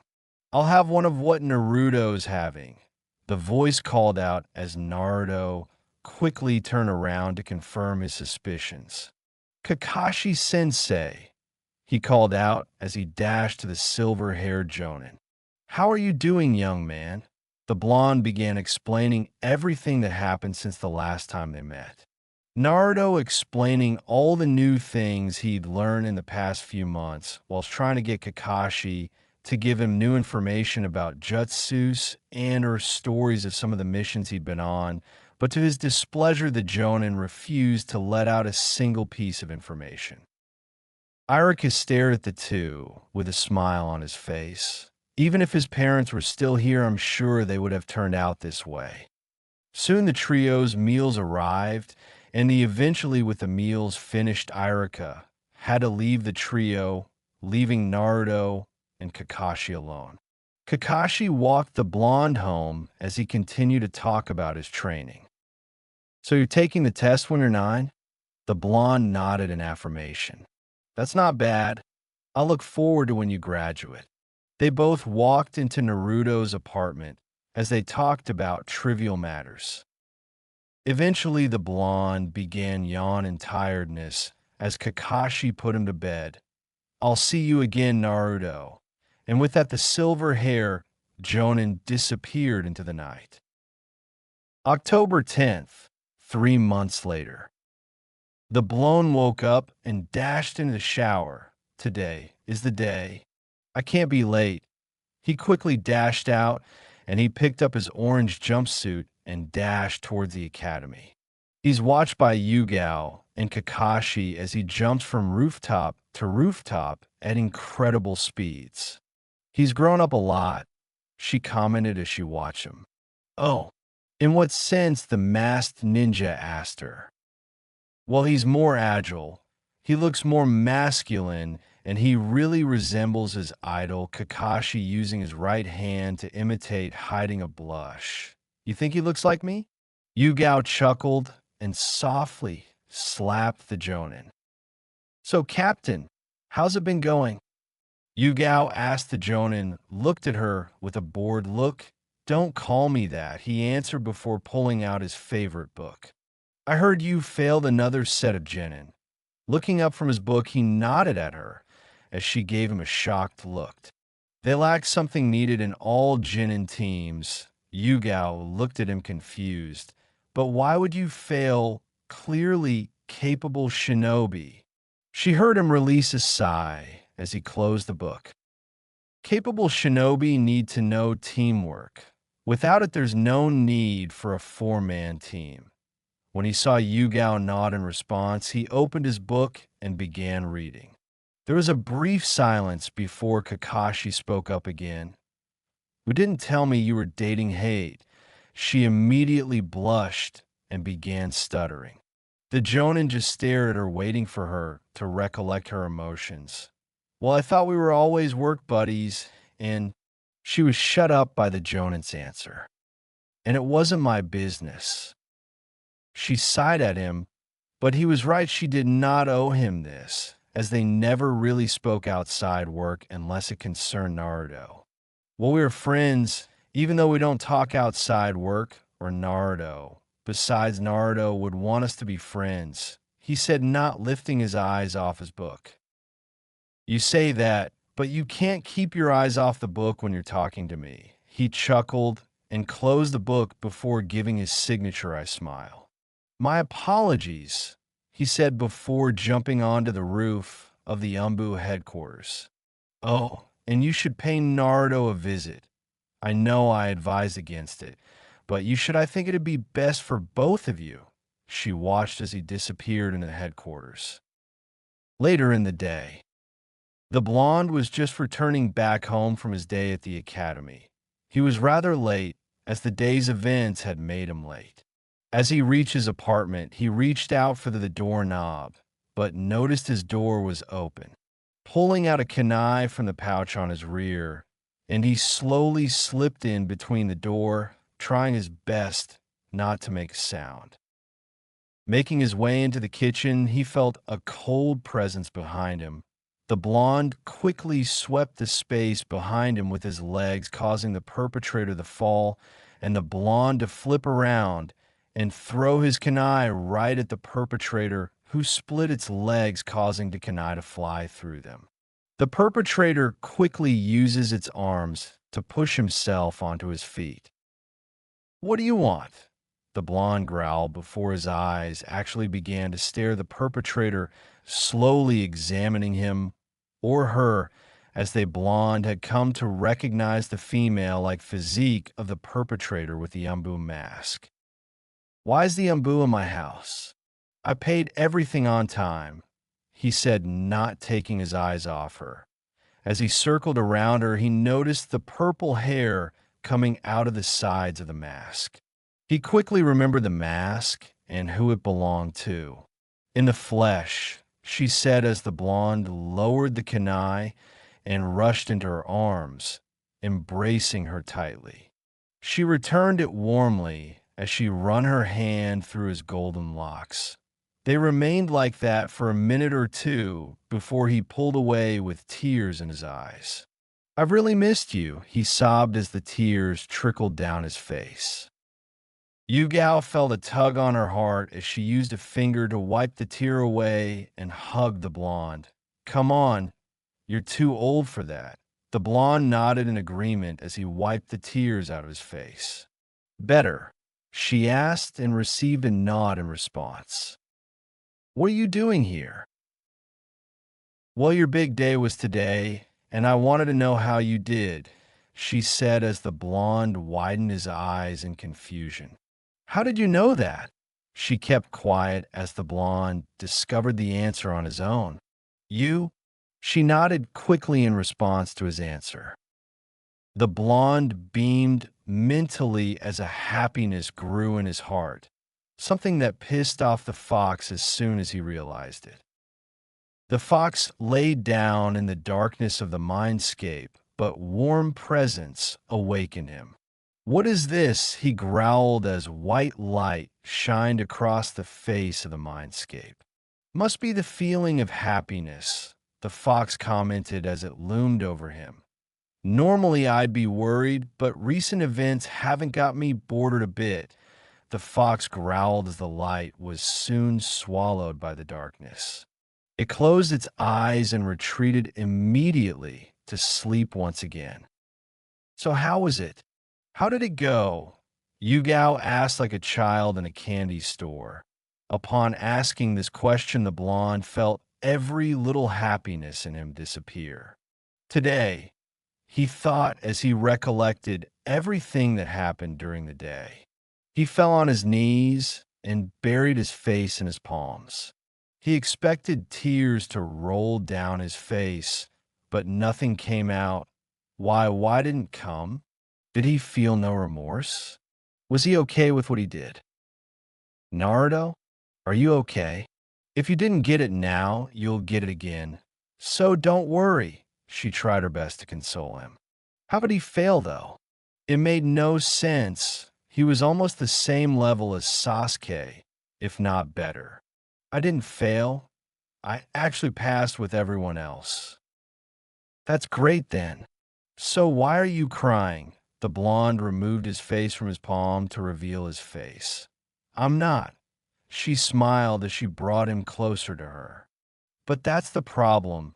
He let out, causing her to stare in confusion at the blonde, waiting for a continuation that seemed like it would never happen due to an extremely long pause. I killed someone, he said to answer the ponderous expression on her face. What? Naruto covered his ears at the screech released by Yugao. He then decided to explain everything that happened. At the academy. I'm here, sensei. Naruto yelled as he dashed into the classroom, grabbing the attention of his sensei and his assistant. I thought you'd chickened out, he told the blonde who shook his head as he took his seat. So what's it gonna be? A C-rank jutsu? Enemy ninjas? Bring it on. Nothing. I'm afraid I can't pass you today. Irika explained to him whilst organizing a bunch of files before giving them over to Mitsuki. But you promised, and you're never supposed to break your promise in.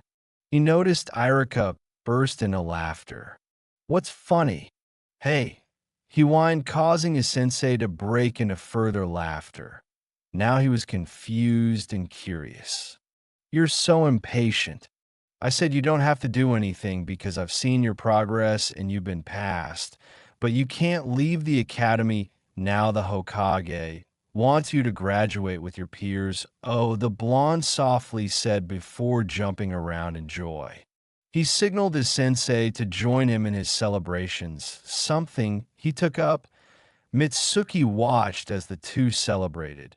A scowl appeared across his face. How can people still allow him to be alive? Why doesn't Irika give him a difficult challenge instead of passing him for free?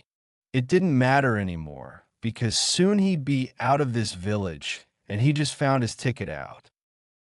He was brought out of his thoughts when he felt the gazes on him. Everything all right? Irika asked him. He nodded his head and watched as the two continued to converse about getting ramen and eventually leave to their destination. I know exactly what I'm going to do, he plotted as his eyes watched the blonde disappear with Irika. 2 hours later, Naruto was returning to class when he bumped into an adult, causing his papers to fly around.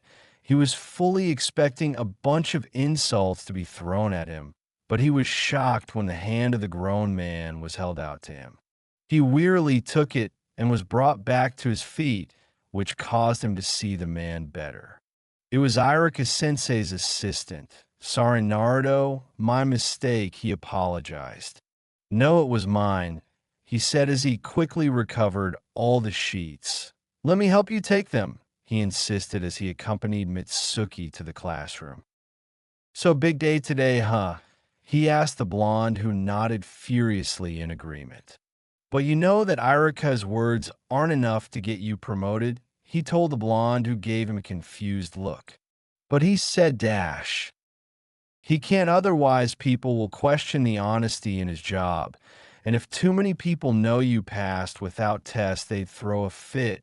The blonde nodded slowly in realization and turned to the assistant. So what do I do? He asked.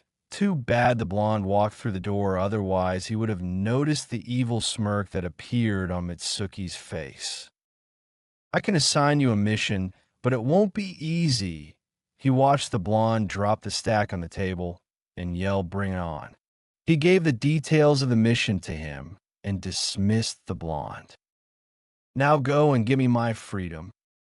Naruto remained perched up on a building as he looked at the Hokage tower. He scouted around the area, but he knew no matter what there was no way he couldn't go undetected, and time was almost up. The sun was setting in fast. He had to do this now, otherwise he wouldn't graduate. Jumping off the roof, he worked in the shadows, slowly tiptoeing and avoiding the Anbu station there. Eventually reaching the storage room, he dashed through and picked up any scroll he could. However, the moment he did, a swarm of Anbus appeared in front of him. His sweat dropped as he stared them down. Hanging the scroll around his neck, he pulled the kunai out of his holster and tightened the grip on it. Isn't this a little too much for a test? He mentally asked himself before launching the kunai at the foot of the Anbu. A gust of smoke engulfed the place as the smoke bomb on the kunai released and the blonde dashed through them, speeding out of the place. The blonde dashed to the meeting point as he dodged kunais from every direction. Eventually, he lost them for a brief moment. Finally, I can catch my breath. All this trouble for a stupid scroll, he panted as he opened scroll to read its contents. The Anbu watched in the shadow as Naruto read the contents over the scroll. Shouldn't we stop him? One Anbu asked the captain, who just ignored him. He waited for the blonde to arise and move to his destination. Follow him and don't let him out of your sights. Naruto plopped down on the ground as he awaited Mitsuki. Mission complete now to wait for. He shot up as Mitsuki arrived. He had a warm smile on his face before walking up to the blonde. I thought you'd given up, he said as he offered a hand, which the blonde took and sprang onto his feet. Never. It was just a little bit tough, though. I swear I nearly died like 3 times to a kunai. Mitsuki laughed as he patted the blonde's head. You did good, he told the blonde, who smiled in glee, but all was immediately lost as Mitsuki held the kunai to his neck. And now you'll give me the scroll, he commanded to Naruto, who just stared back in awe and despair. What are you doing, Dash? Shut the hell up and give me the scroll, demon. He roared at the blonde, who complied immediately and removed the scroll from around his neck. He watched as Mitsuki laughed maniacally. I can't believe you managed to do it. You must be insane to betray your own village, demon. I thank you, though. Now I can leave this accursed village. What do you mean? He asked in confusion as he got back up to his feet. Mitsuki was about to answer, but he had to quickly adjust his head to dodge a kunai that would have impaled it had he moved a second late. He turned the direction in which the kunai came from. There, standing on the tree, was Irika with a frown plastered across his face. Naruto, what are you? Crazy, he yelled at the blonde, who shuddered in response. His glare then turned to Mitsuki. Hand that over. And throw away the hard work dear Naruto has done. He jumped out of the way this time to avoid the new set of kunai hurled at him. Naruto wouldn't betray the leaf. You tricked him with that fake assignment. Fake? He looked at the assistant, who just grinned before cackling. Yes, Naruto, it was a fake. I just needed the scroll, and you helped me. For what?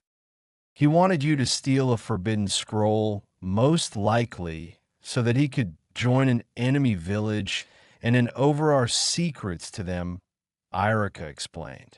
Naruto growled out, The thought of him betraying the village in any way disgusted him, not to mention the fact that Mitsuki had tried to make him commit such an act sickened his stomach. He launched at Mitsuki, but was sent back by a heavy kick to the gut. Irika began to throw kunais at the traitor, who also scaled up a tree and hid behind it. He engaged his former colleague in a battle of lunged kunai, neither managing to damage the other. Naruto laid down on the ground, holding his gut clearly in some pain. He looked up to see Irika being overwhelmed by Mitsuki's barrage of kunai. Still in pain, he manages to form the hand signs for a jutsu. Wind release. Great breakthrough. Just like that, he blew out a gust of wind that sent the kunais flying and knocked down the tree Mitsuki hid behind. The sudden attack caught out both the jounin, who didn't expect the blonde to release such a strong jutsu. It left Mitsuki falling, but as he fell, he noticed the blonde standing right there in the open. He could kill the blonde, and then the other villages would have to accept him. He opened up a scroll, pulled up a demon blade, shuriken, and hurled it at the blonde. He could only wait to hear the screams of the pain from the Jinchuriki. Naruto watched as the shuriken hurled towards him at great speed. He wanted to move, but his gut ached him too much too. However, the blade never hit him. Instead, he heard a shout in a familiarly masculine voice. He opened his eyes to witness the shuriken blade had impaled Irika through his back. "Oh, he saved you, demon," Mitsuki said with a hint of surprise and disappointment. "Irika-sensei, why?" "Yes. Why, Irika, would you sacrifice yourself for someone who killed your parents?" "What?" the blonde replied in utter confusion. "He didn't. It wasn't him." "Yes, you're right. It was the nine-tailed fox demon that occupies his body right now," Mitsuki commented, leaving his former colleague enraged. "You fool. Shut up. He didn't dash." Irika failed to continue his sentence before passing out. "Sensei," the blonde screamed out as he held the man in his arms. "Looks like it's a family tradition," Mitsuki commented as he picked up the scroll and began to walk off, but he met a kunai, which he dodged from the blonde. "I'll kill you," he uttered in a demonic voice, as his eyes had slits in them and became red orbs. Forming some hand signs, Mitsuki witnessed about 150 more Narutos appear. "What is this?" he asked in fear, his body shuddering and his head spinning as he realized there was no exit. The Narutos jumped down and began beating up the traitor, throwing punches, kicks, and whatnot. In a few minutes, his body lay down lifeless with all the clones gone and the blonde standing over him, covered in blood that wasn't his. "Shouldn't we interfere?" the Anbu in a wolf-like mask asked her captain. He made no response. He watched as the blonde loomed over the lifeless body, then switched his gaze to the scroll. It was quite a distance away from them, and to make matters worse, the jounin that accompanied the blonde was now up. "Wait for the right opening." Naruto looked at the lifeless body in front of him. He felt nothing as he stared at him. Why should he? He just did what shinobi do and killed an enemy nin, someone who wanted to betray the village, someone who nearly killed his sensei. He had nothing to be worried about. "Naruto, what have you done?" The voice of Irika brought him out of his thoughts. Turning to his sensei, he dashed to him, but the pathway was cut out by Hiruzen. "Old man." "Naruto, are you okay?" "Irika." The old man quickly lashed to his side, putting two hands over him, healing the wound caused by the shuriken. In a few minutes, he was surrounded by Anbu including the two who avoided the battle. Take him to hospital, and the two of you wait here for me. In a second, the two new Anbu left with Irika. The Hokage walked slowly towards the blonde and knelt in front of him. Gramps. I didn't mean to dash. He cut him off by hugging the blonde. I know. Irika told me before he came chasing after you. I'm sorry, he whispered, but Hiruzen instead gave him a headband. Don't be. You did what all shinobi must, and for that here you go. Keep it well. A small smile appeared on the blonde's face. He backed away from the blonde for a brief moment and signaled the Umbus to follow him. Dispose of the body and bring the scroll back. The two watched as the Hokage and the blonde disappeared into the forest. Hurry and copy the details of the scroll. I'll dispose the body, the captain told his subordinate. The captain watched as she went to do his command. He looked at Mitsuki and grinned how ironic the one who led them would die to the person he despised. He formed some hand signs intending to burn his body when suddenly he felt a pair of hands grasp on his feet. He looked down to see Mitsuki. He probably couldn't talk because the blonde had hurt him so bad. Don't think about it. He managed to get out. The two stared at him in disgust and disappointment. Good work, Team 7. The Hokage congratulated the team in front of them, but was only met by complaints from the knucklehead ninja of Konoha. It was just a damn cat, he yelled out in frustration. He wanted tougher missions. He was so tired of them. Honestly, they were below him. He wanted an A-rank mission. And yet there are several signs of cuts on your face. The Hokage replied, wittedly causing everyone in the room to burst into soft laughter. It was a very wild cat, the blonde replied, causing everyone around him to burst into laughter once again. Hiruzen smiled at the blonde. It had been about 6 months since the incident that fatal night. The following week, he was drafted into a team with Haruno Sakura and Uchiha Sasuke, as well as their Jounin leader being Hitaki Kakashi. Very fortunate how the blonde was with both his longtime associates. Anyway, I want a harder mission, one that requires actual shoving. Naruto stated, grabbing the attention of the Hokage.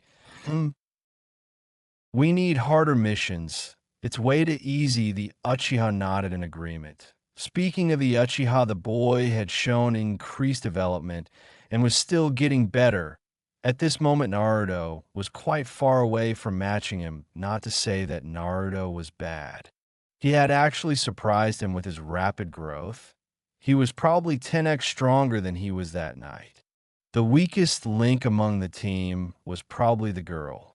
His concern still remained on the Uchiha whose bond with Naruto seemed to decrease more and more as time passed, or so it seemed. Maybe a little rivalry isn't bad. Kakashi, the masked ninja, looked in the direction of the Hokage. Do you believe this is true? The Hokage continued. In the mind of the masked ninja, he did believe that it was about time for mission upgrade, and if he didn't agree with it, Naruto would end up nagging about it. Yes, I do. On upgrade will be much complimenting for their level. Yes, yes. Naruto jolted up and down in excitement from the encouraging words of his sensei. Finally, a higher-ranked mission. Finally, he'd be fighting enemy ninjas with exceptional jutsus and that good stuff. No, you won't be doing that, Naruto, the Hokage told him as if reading his mind. I'll find you a mission to fit your caliber soon, Dash. Just then a man bursts into the scene stumbling.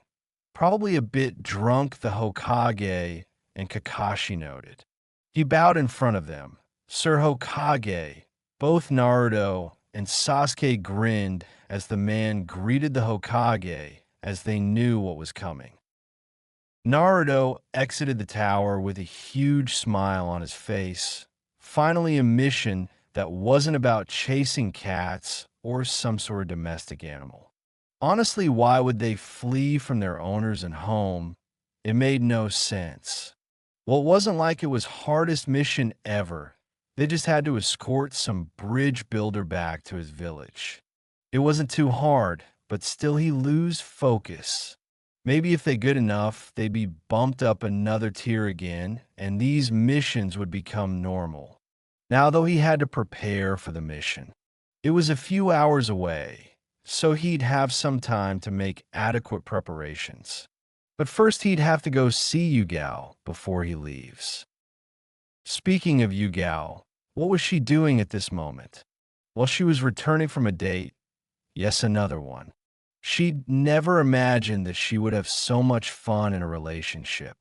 It was refreshing, and she didn't admit it back then, but she needed love in her life, and someone was always there for her.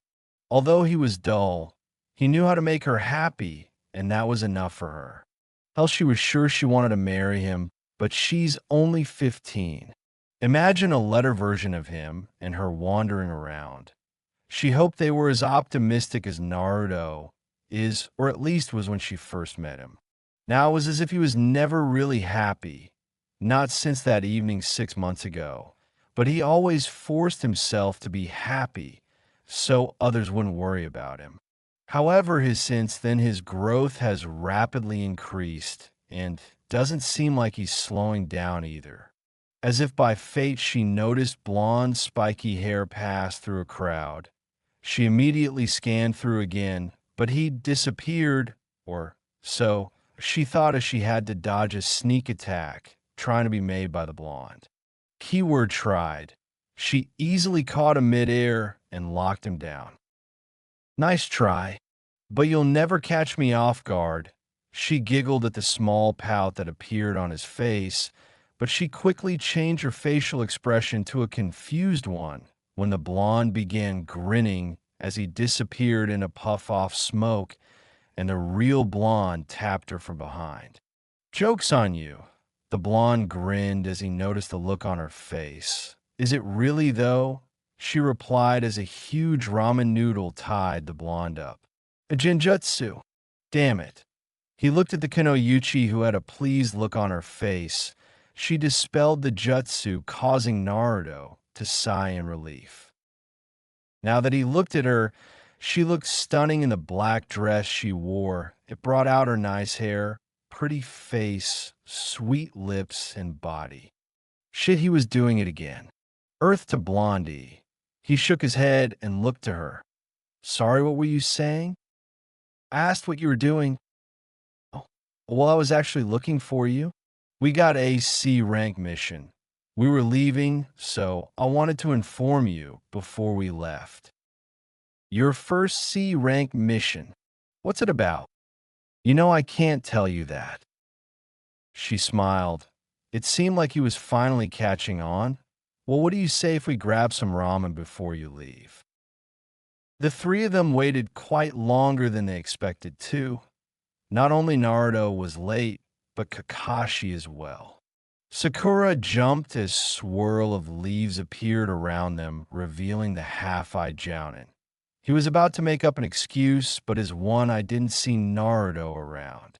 "Where's Naruto?" he asked his young genin, but instead Tazuna, the bridge builder, bursts out in anger. "Is this some kind of joke? What did I hire you for?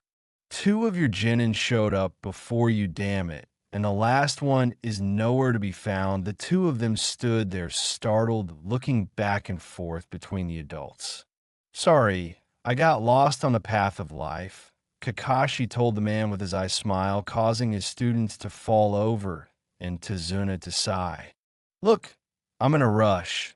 I'll just cancel with you, Dash." "Hey guys, sorry I'm late." Naruto screamed, running with a huge smile plastered on his face. Kakashi smiled at his timed entrance, giving a look to Tazuna, who frowned and picked up his bag. "You're late, you idiot," Sakura lashed out, hitting him on his head. "Sorry, I ran into friend Dash. Save it, the three of them yelled in unison. I've heard enough of the lame excuses. Let's just be on our way, the bridge builder yelled as the team followed behind him. The mission so far had been quite uneventful, Sakura thought, which meant so far so good. Kakashi was speaking to Dazuna, whilst Naruto seemed to be talking to Sasuke, however, seemed much disinterested. Why couldn't Naruto take the hint that Sasuke doesn't want to be his friend? He thought everything was a joke and about games. He should try to be more serious. Just then, Naruto noticed some rustling noises in the bushes around them. He signals everyone to stop and closes his eyes. There was a short silence as all eyes were on the blonde. Before anyone could speak up, he threw a kunai into one of the bushes. Everyone tensed up as the bushes stopped rustling. They all walked towards the bush, and all sweat dropped when they saw a kunai 2 inches of the head of white-furred rabbit. Sakura bonked him on the head for animal cruelty. Kakashi placed his hand on his chin. Snow rabbit? In summer. Nice try. Naruto, Kakashi commented, causing Sakura and Sasuke to giggle at the blonde. But like normally, he didn't laugh with them. His eyes became hard as steel and focused, and his face indifferent. Sakura looked at him with a red flush on her face. We're in the summer, but this is a winter rabbit, meaning it's been trained by enemy ninja. As if triggered by command, 2 ninjas jumped the team. Flying at them before their blades impaled the others were Sasuke and Kakashi using their kunais to deflect the blade. Naruto creates about 10 clones. 5 of them run ahead of the remaining 5.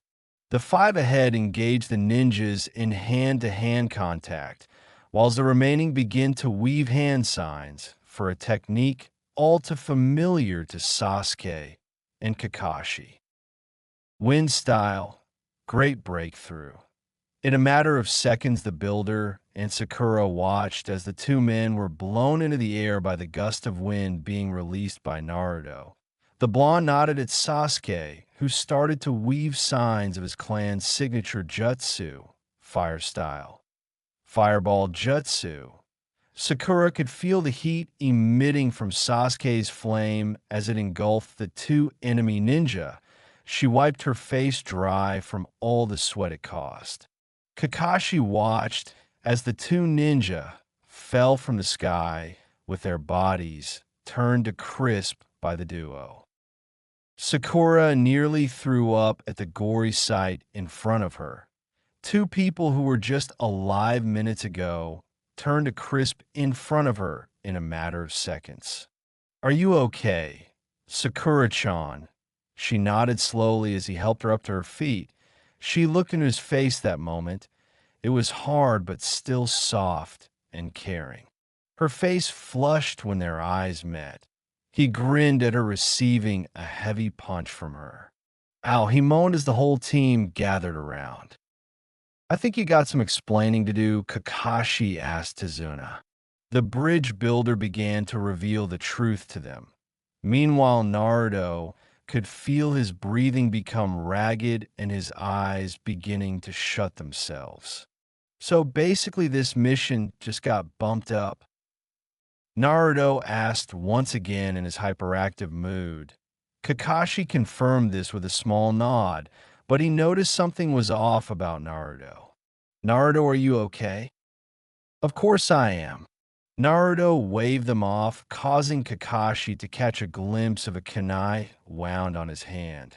No, you're not. You've been cut and poisoned. He watched the blonde's face go from cheerful to distraught in a matter of seconds as he scampered back and forth around the place. Finally calming himself, he stabbed himself in the hand with a kunai. For a moment, everyone stood in awe at the cool scene they just witnessed. Well, it was cool, and all how you got rid of the poison. But if we don't get you patched up, you're going to bleed out and die. Naruto's face paled up as his body began to tremble, and within a second, everyone had forgotten how cool he was. Typical, he told himself as Kakashi bandaged his wound. Kakashi finished dressing the blonde's wound and gave him a look before getting up to attend to his other students. Yep, he totally gave me the "don't think you're immortal" look, Naruto said as he sighed to himself. I apologize for getting you wounded, Tazuna told the blonde as he sipped from his bottle. It's nothing, I've been through worse. Besides, it's self-inflicted. I guess so, the bridge builder replied. Breaks up. We have to be quick on our feet. Naruto sprung up as soon the one-eyed Jounin commanded. A few hours later, the man and his escorts were nearly at the destination, according to the man, due to a certain blonde who kept on immaturely asking if they had arrived yet, probably just to spite everyone. Nothing really changes on from here. The Zabza versus Team 7 is practically the same, so let's fast forward to the final battle on the bridge. I want the story to pick up the pace as it's a bit slow now, so forgive me if I don't include detailed writing of everything that happened in the manga/anime. Naruto and Sasuke were trapped in that jutsu the woman weaved.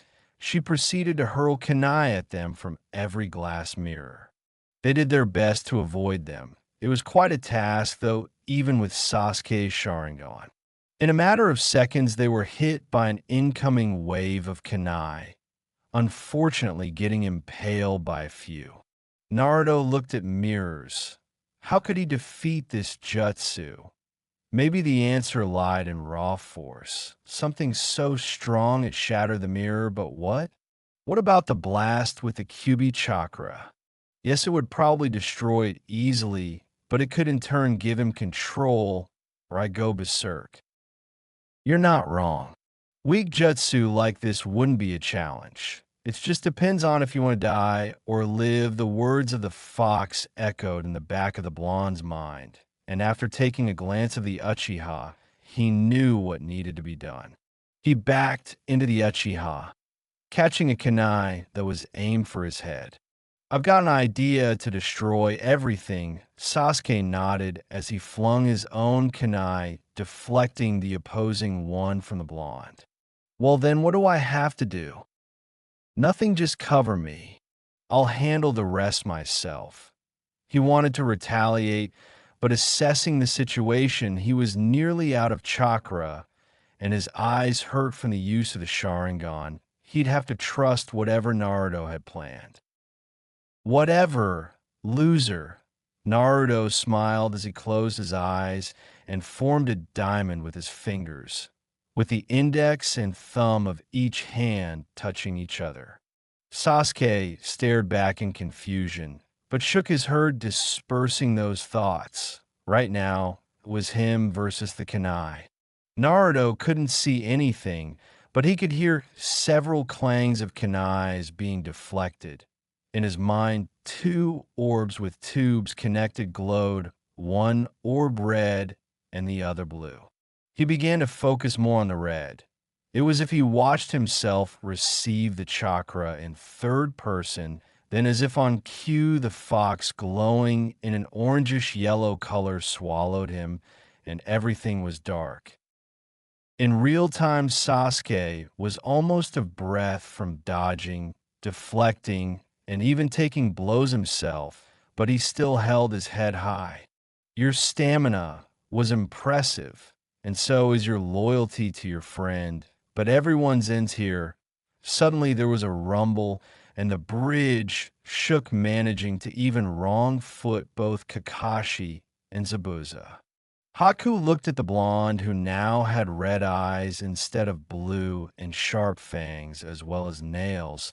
She immediately threw 10-7 to hit him, but the blonde disappeared within a flash, using a gust, now hovering over her various mirrors with the Uchiha in his arm, letting out an explosive roar as a silhouette of a fox head appeared behind him, releasing a roar that shook that bridge and blew the Jutsu's mirrors to bits. Damn it. He used it, the one-eyed Jounin moaned as he picked up himself from the ground. Thanks for reading. Good work, Team 7. The Hokage congratulated the team in front of them, but was only met by complaints from the knucklehead ninja of Konoha. It was just a damn cat, he yelled out in frustration. He wanted tougher missions. He was so tired of them. Honestly, they were below him. He wanted an A-rank mission. And yet there are several signs of cuts on your face. The Hokage replied, wittedly causing everyone in the room to burst into soft laughter. It was a very wild cat, the blonde replied, causing everyone around him to burst into laughter once again. Hiruzen smiled at the blonde. It had been about 6 months since the incident that fatal night. The following week, he was drafted into a team with Haruno Sakura and Uchiha Sasuke, as well as their Jounin leader, being Hitaki Kakashi. Very fortunate how the blonde was with both his longtime associates. Anyway, I want a harder mission, one that requires actual shoving. Naruto stated, grabbing the attention of the Hokage. We need harder missions. It's way too easy, the Uchiha nodded in agreement. Speaking of the Uchiha, the boy had shown increased development and was still getting better. At this moment, Naruto was quite far away from matching him, not to say that Naruto was bad. He had actually surprised him with his rapid growth. He was probably 10x stronger than he was that night. The weakest link among the team was probably the girl. His concern still remained on the Uchiha, whose bond with Naruto seemed to decrease more and more as time passed, or so it seemed. Maybe a little rivalry isn't bad. Kakashi, the masked ninja, looked in the direction of the Hokage. Do you believe this is true? The Hokage continued. In the mind of the masked ninja, he did believe that it was about time for mission upgrade, and if he didn't agree with it, Naruto would end up nagging about it. Yes, I do. On upgrade will be much complimenting for their level. Yes, yes. Naruto jolted up and down in excitement from the encouraging words of his sensei. Finally, a higher-ranked mission. Finally, he'd be fighting enemy ninjas with exceptional jutsus and that good stuff. No, you won't be doing that, Naruto, the Hokage told him, as if reading his mind. I'll find you a mission to fit your caliber soon, Dash. Just then a man bursts into the scene stumbling. Probably a bit drunk, the Hokage and Kakashi noted. He bowed in front of them. Sir Hokage. Both Naruto and Sasuke grinned as the man greeted the Hokage, as they knew what was coming. Naruto exited the tower with a huge smile on his face. Finally, a mission that wasn't about chasing cats or some sort of domestic animal. Honestly, why would they flee from their owners and home? It made no sense. Well, it wasn't like it was hardest mission ever. They just had to escort some bridge builder back to his village.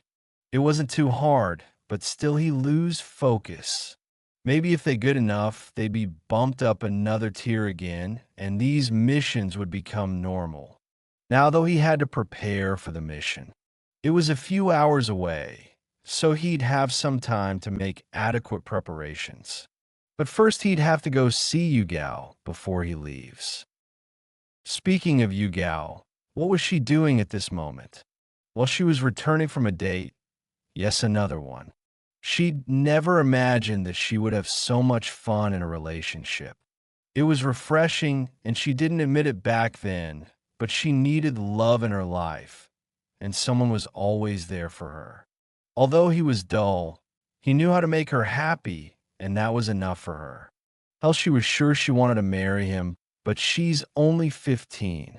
Imagine a letter version of him and her wandering around. She hoped they were as optimistic as Naruto is, or at least was when she first met him. Now it was as if he was never really happy, not since that evening 6 months ago, but he always forced himself to be happy so others wouldn't worry about him. However, since then his growth has rapidly increased and doesn't seem like he's slowing down either. As if by fate, she noticed blonde, spiky hair pass through a crowd. She immediately scanned through again, but he disappeared, or so she thought, as she had to dodge a sneak attack trying to be made by the blonde. Keyword tried. She easily caught him midair and locked him down.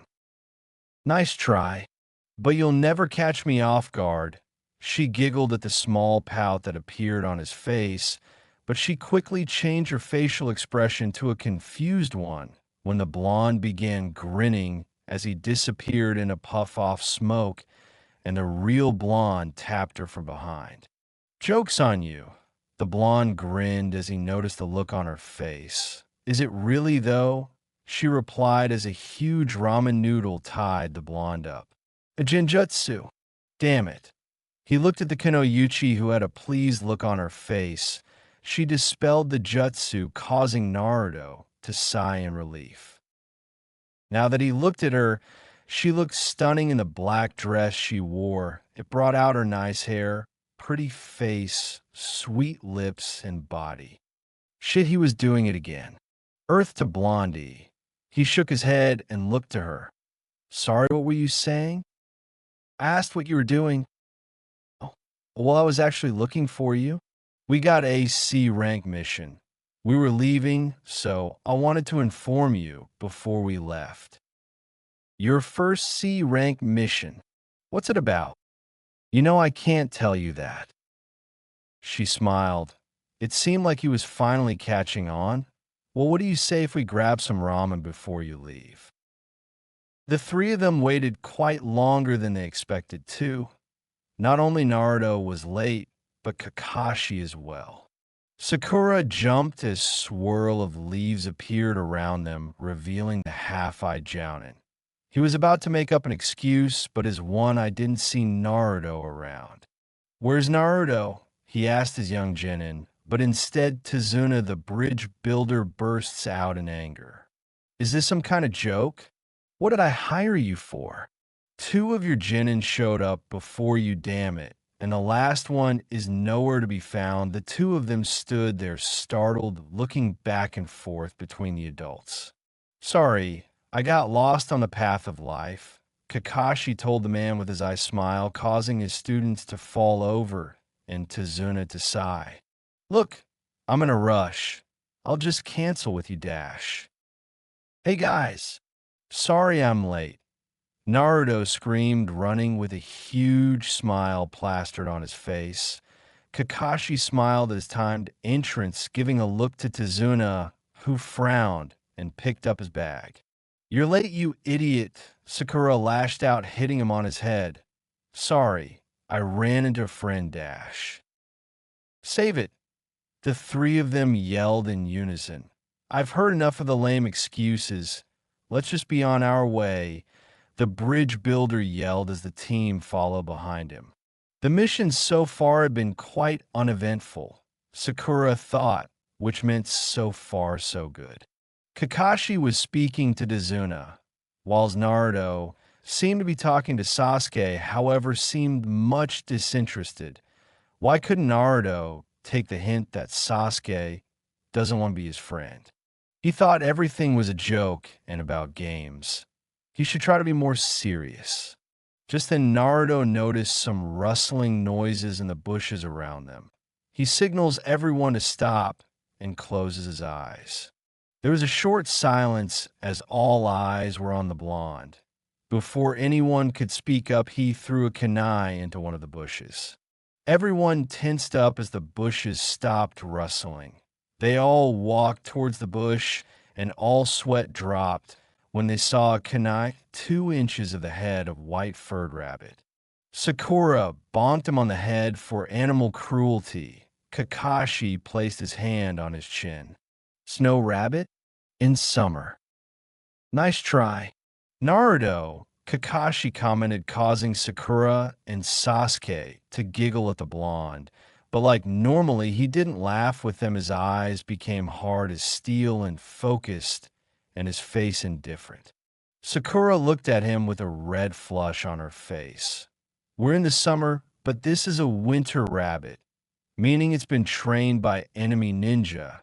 As if triggered by command, two ninjas jumped the team. Flying at them before their blades impaled the others were Sasuke and Kakashi, using their kunais to deflect the blade. Naruto creates about 10 clones. 5 of them run ahead of the remaining 5.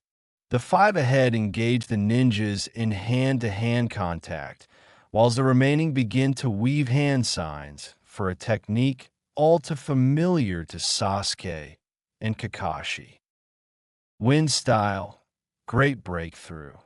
In a matter of seconds, the builder and Sakura watched as the two men were blown into the air by the gust of wind being released by Naruto. The blonde nodded at Sasuke, who started to weave signs of his clan's signature jutsu, fire style. Fireball jutsu. Sakura could feel the heat emitting from Sasuke's flame as it engulfed the two enemy ninja. She wiped her face dry from all the sweat it caused. Kakashi watched as the two ninja fell from the sky with their bodies turned to crisp by the duo. Sakura nearly threw up at the gory sight in front of her. Two people who were just alive minutes ago turned to crisp in front of her in a matter of seconds. Are you okay, Sakura-chan? She nodded slowly as he helped her up to her feet. She looked into his face that moment. It was hard but still soft and caring. Her face flushed when their eyes met. He grinned at her, receiving a heavy punch from her. Ow, he moaned as the whole team gathered around. I think you got some explaining to do, Kakashi asked Tazuna. The bridge builder began to reveal the truth to them. Meanwhile, Naruto could feel his breathing become ragged and his eyes beginning to shut themselves. So basically, this mission just got bumped up. Naruto asked once again in his hyperactive mood. Kakashi confirmed this with a small nod, but he noticed something was off about Naruto. Naruto, are you okay? Of course I am. Naruto waved them off, causing Kakashi to catch a glimpse of a kunai wound on his hand. No, you're not. You've been cut and poisoned. He watched the blonde's face go from cheerful to distraught in a matter of seconds as he scampered back and forth around the place. Finally calming himself, he stabbed himself in the hand with a kunai. For a moment, everyone stood in awe at the cool scene they just witnessed. Well, it was cool, and all how you got rid of the poison. But if we don't get you patched up, you're going to bleed out and die. Naruto's face paled up as his body began to tremble, and within a second, everyone had forgotten how cool he was. Typical, he told himself as Kakashi bandaged his wound. Kakashi finished dressing the blonde's wound and gave him a look before getting up to attend to his other students. Yep, he totally gave me the "don't think you're immortal" look, Naruto said as he sighed to himself. I apologize for getting you wounded, Tazuna told the blonde as he sipped from his bottle. It's nothing. I've been through worse. Besides, it's self-inflicted. I guess so, the bridge builder replied. Breaks up. We have to be quick on our feet. Naruto sprung up as soon the one-eyed Jounin commanded. A few hours later, the man and his escorts were nearly at the destination, according to the man, due to a certain blonde who kept on immaturely asking if they had arrived yet, probably just to spite everyone. Nothing really changes on from here. The Zabza versus Team 7 is practically the same, so let's fast forward to the final battle on the bridge. I want the story to pick up the pace as it's a bit slow now, so forgive me if I don't include detailed writing of everything that happened in the manga/anime. Naruto and Sasuke were trapped in that jutsu the woman weaved. She proceeded to hurl kunai at them from every glass mirror. They did their best to avoid them. It was quite a task, though, even with Sasuke's Sharingan. In a matter of seconds, they were hit by an incoming wave of kunai, unfortunately getting impaled by a few. Naruto looked at mirrors. How could he defeat this jutsu? Maybe the answer lied in raw force, something so strong it shattered the mirror, but what? What about the blast with the Kyuubi chakra? Yes, it would probably destroy it easily, but it could in turn give him control, or I go berserk. You're not wrong. Weak jutsu like this wouldn't be a challenge. It just depends on if you want to die or live. The words of the fox echoed in the back of the blonde's mind, and after taking a glance of the Uchiha, he knew what needed to be done. He backed into the Uchiha, catching a kunai that was aimed for his head. I've got an idea to destroy everything, Sasuke nodded as he flung his own kunai, deflecting the opposing one from the blonde. Well then, what do I have to do? Nothing, just cover me. I'll handle the rest myself. He wanted to retaliate, but assessing the situation, he was nearly out of chakra, and his eyes hurt from the use of the Sharingan. He'd have to trust whatever Naruto had planned. Whatever, loser. Naruto smiled as he closed his eyes and formed a diamond with his fingers, with the index and thumb of each hand touching each other. Sasuke stared back in confusion, but shook his head, dispersing those thoughts. Right now, it was him versus the kunai. Naruto couldn't see anything, but he could hear several clangs of kunais being deflected. In his mind, two orbs with tubes connected glowed, one orb red and the other blue. He began to focus more on the red. It was as if he watched himself receive the chakra in third person, then as if on cue the fox glowing in an orangish yellow color swallowed him, and everything was dark. In real time, Sasuke was almost of breath from dodging, deflecting, and even taking blows himself, but he still held his head high. Your stamina was impressive, and so is your loyalty to your friend, but everyone's ends here. Suddenly there was a rumble, and the bridge shook, managing to even wrong foot both Kakashi and Zabuza. Haku looked at the blonde, who now had red eyes instead of blue and sharp fangs as well as nails. She immediately threw 10-7 to hit him, but the blonde disappeared within a flash, using a gust, now hovering over her various mirrors with the Uchiha in his arm, letting out an explosive roar as a silhouette of a fox head appeared behind him, releasing a roar that shook that bridge and blew the Jutsu's mirrors to bits. Damn it. He used it, the one-eyed Jounin moaned as he picked up himself from the ground. Thanks for reading. We have urgent matters to discuss. That was the beginning of the end. Thinking of it. Everything since then just kept on getting worse and worse. The blonde told himself as he wiped his lips from the alcohol, placing the empty bottle on the counter and staring at his reflection from it. It was 4 years ago today. He waved to the bartender for another drink.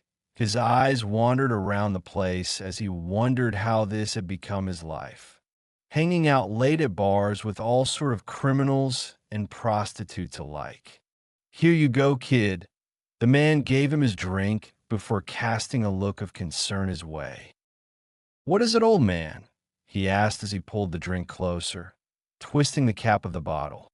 The man stared at him as if to respond, but then the doors flew open and a Hulk-like man bursts in. Where's that blonde bastard? The whole bar goes silent as Naruto coughed, giving away his location to the man. Looking for me? He asked the large man, but was surprised as he had to catch a knife thrown at his skull. No, surprised wasn't the right word to describe this emotion. He was offended. He examines the knife and realizes the texture and, most importantly, the design of a fox head on the knife. Well, it was his kunai, not a knife, as he originally presumed. What should I be doing with this? Thank you for returning my toy. The giant appeared, began to close the distance between the two of them. He then stares down at the blonde and swings, and right hook, which is easily dodged by the blonde. This was found at the murder scene. The man yelled angrily before attempting another punch, but the blonde had already placed a seal on him. Mess around and lose your limbs, he said coldly. The man complied and put his hand down. Follow me, the coldly stated, and like a dog, the giant followed after him. The blonde him outside before removing the seal and was again met by a fury of punches. Each one he easily dodged. The last punch, he slid underneath the man and kicked his leg, causing him to kneel, and holds his kunai to his throat. State your business, he stated plainly. It was found at the murder scene. They've arrested her. My daughter. He felt the coldness of the kunai leave his throat as the Naruto poofed away, revealing to be a clone. And how does this concern me again? He states as he walked out of the shadow. Like you told the rest of your crew, it was she who killed him. And so, if anyone in your crew snitches, the giant was left dumbfounded. I didn't tell you about the capturing of my crew. You bastard, you set us up. You only told me to assist your daughter to kill the commander, so you'd be next in line, but money talks, and the higher ranked paid a lot more than you did to find the killer of their commander, he stated calmly as he turned his back, walking into the bar again. It's just business. Kid, don't take personally and tell her your daughter. I'm sorry. He opened to see the man charging directly at him. Weaving a few signs, we disappeared, leaving not even a trail of smoke behind. The blonde found himself on the comfort of his bed. Man, I hate politics, he stated as he snuggled himself into sleep. Hello, Naruto, a voice called out to him. He opened his eyes to meet himself floating in black space. Looking around, all he could see was darkness until he saw a red light shine. He floats his way towards it, and as closer and closer he sees the source of light, a red sun, was what it seemed like in the beginning. A closer look, he saw black patterns in the eye, and immediately he noticed what it was. He was sucked in by the eye. He woke up surrounded by feathers. Enough with the games, Itachi. What do you want? He yelled out into the darkness. Suddenly, a large crow swoops out of nowhere and swallows him. Then he's met by the grin of the famous Itachi Uchiha. Most would be trembling or gawking, but our blonde carries a large frown on his face. Not happy to see me, huh? The Uchiha asked the blonde. You can tell already? That should save us a lot of time then. State your business, he shot back. Fine then. I need your help for a particular task, Itachi. What is it, Naruto? Infiltrating a certain village and making a distraction while I retrieve some scrolls, Itachi. This village wouldn't be the Hidden Leaf Village, would it? Naruto.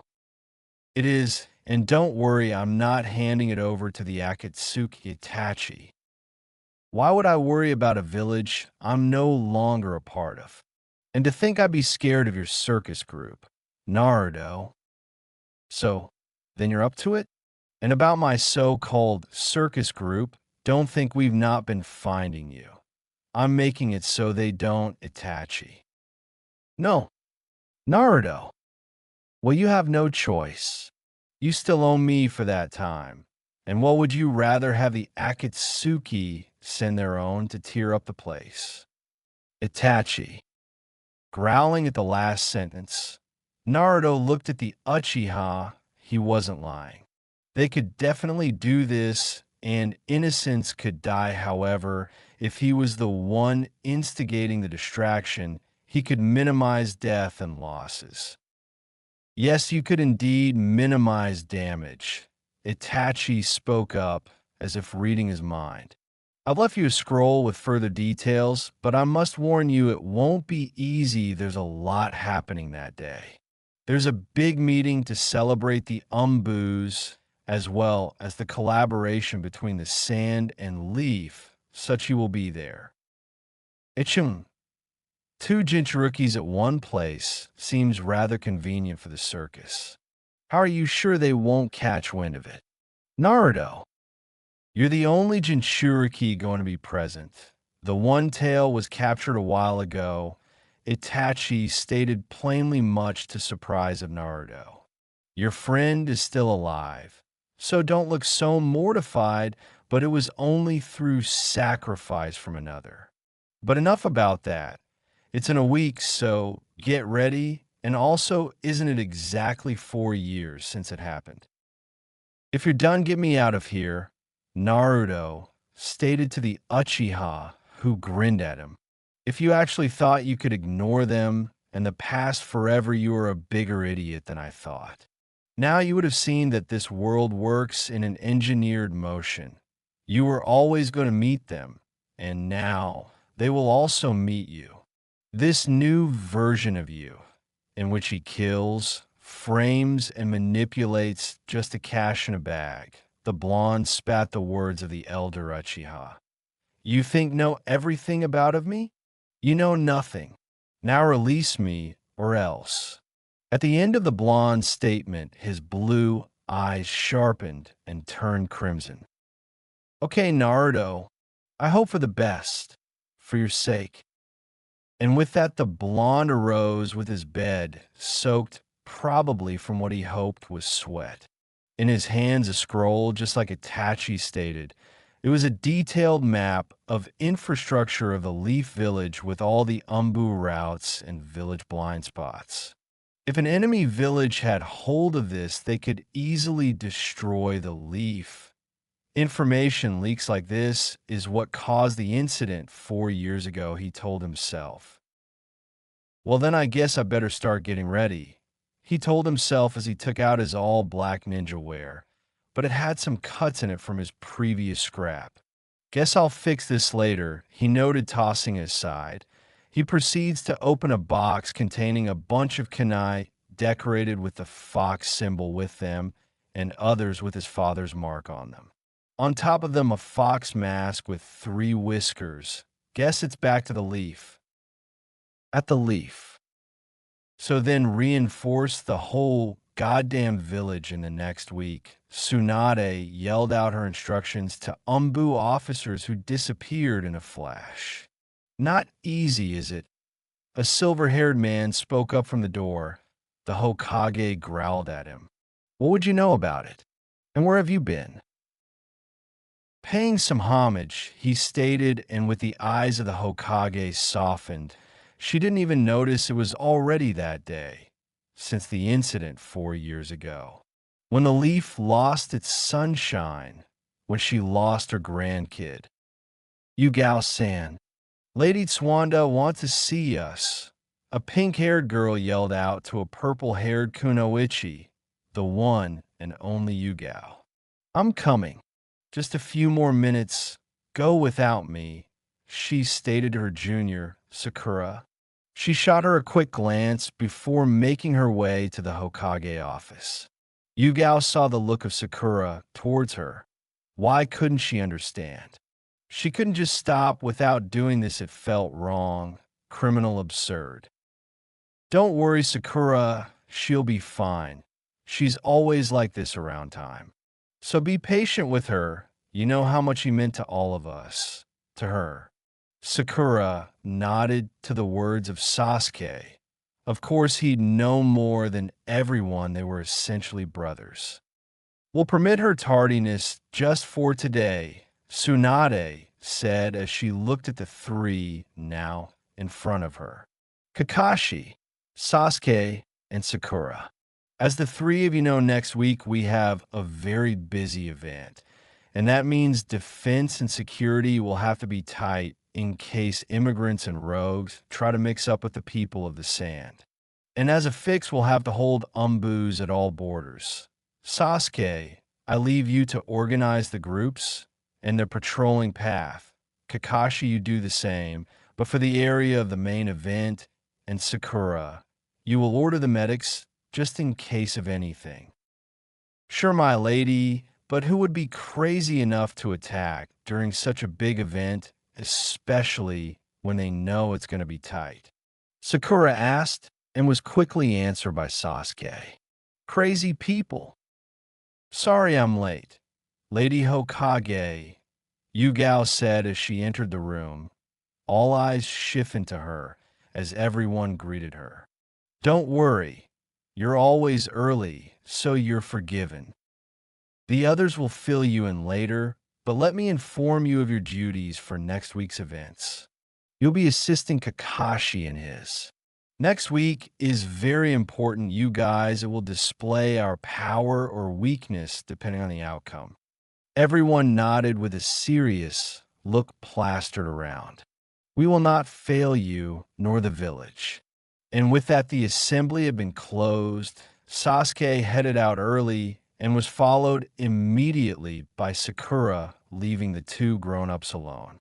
So, you visited the place, Kakashi asked. The Kunoichi nodded in response to his question. What about you? The silver-haired man gave a slow nod, causing her to smile back at him. With Naruto. This new suit better last longer than the previous one or else. This new suit had all black color with a hoodie over it and a large orange stripe down middle. He wouldn't say it out loud, but he liked everything about his new armor. Already feeling nostalgic. Aren't we, Naruto? The demonic fox spirit himself spoke out to the blonde, whose face immediately became a frown. What do you want? How rude. I only came here to pass on a little advice. Don't trust Uchihas, they're bad for our health, especially our mental health. The fox ended with cackling laughter. The day before the event, Naruto stood outside the village gate in a few trees. He examines the map extensively. There are no immediate entrances, since I assume they would have already been set up. Fortunately for him, a few villagers. If he had to guess, farmers or traders seeing this an opportunity, he drops a kunai in a pot.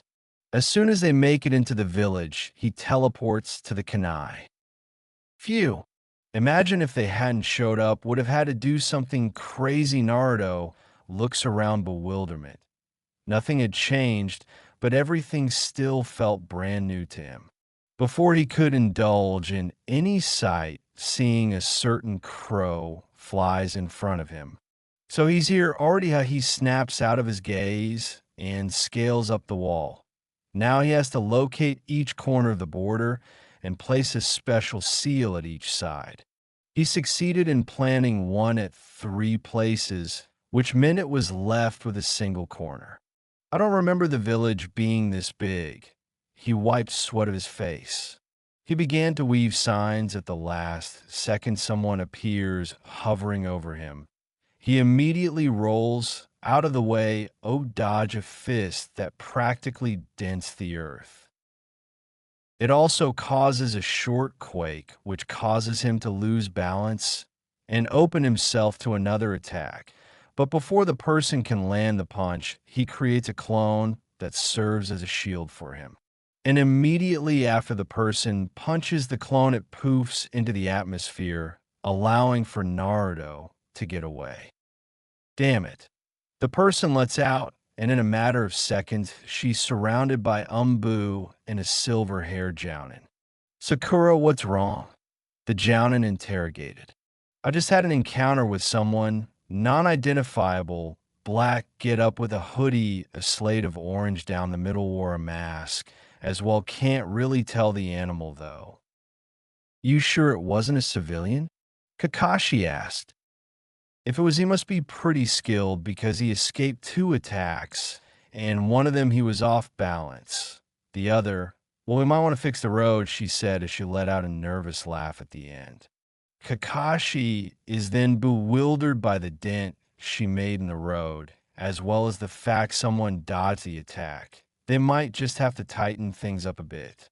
He then feels the gaze of someone or something on him. Turning immediately, he was just met by just a street light. The group then leave. Naruto watches from a rooftop at a safe distance. Sakura just nearly shattered his bones, and Kakashi nearly spotted him. Just when I thought this was going to be easy, Sakura has certainly improved this level, then I can imagine the rest. I guess I'll also have to show them how far I've come as well. I'm Beatsika part 12. Yells of fear from all villagers as they stampede away, trying to find shelter from the chaos being spread. What exactly did Itachi need from me again? Couldn't he set up the explosives himself? Just a waste of time. He almost bit his lip as he saw a group of Anbu rush to the scene and begin to diffuse the flames caused by the explosion. That was quick, he thought to himself as he set up chain explosions at all the corners of the village. This should spread them thin.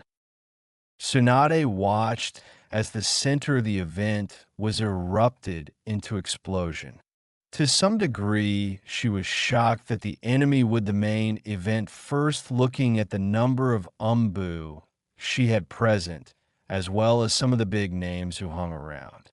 She did her best blowing large debris into smaller ones, protecting her people, as well offering assistance in medical aid.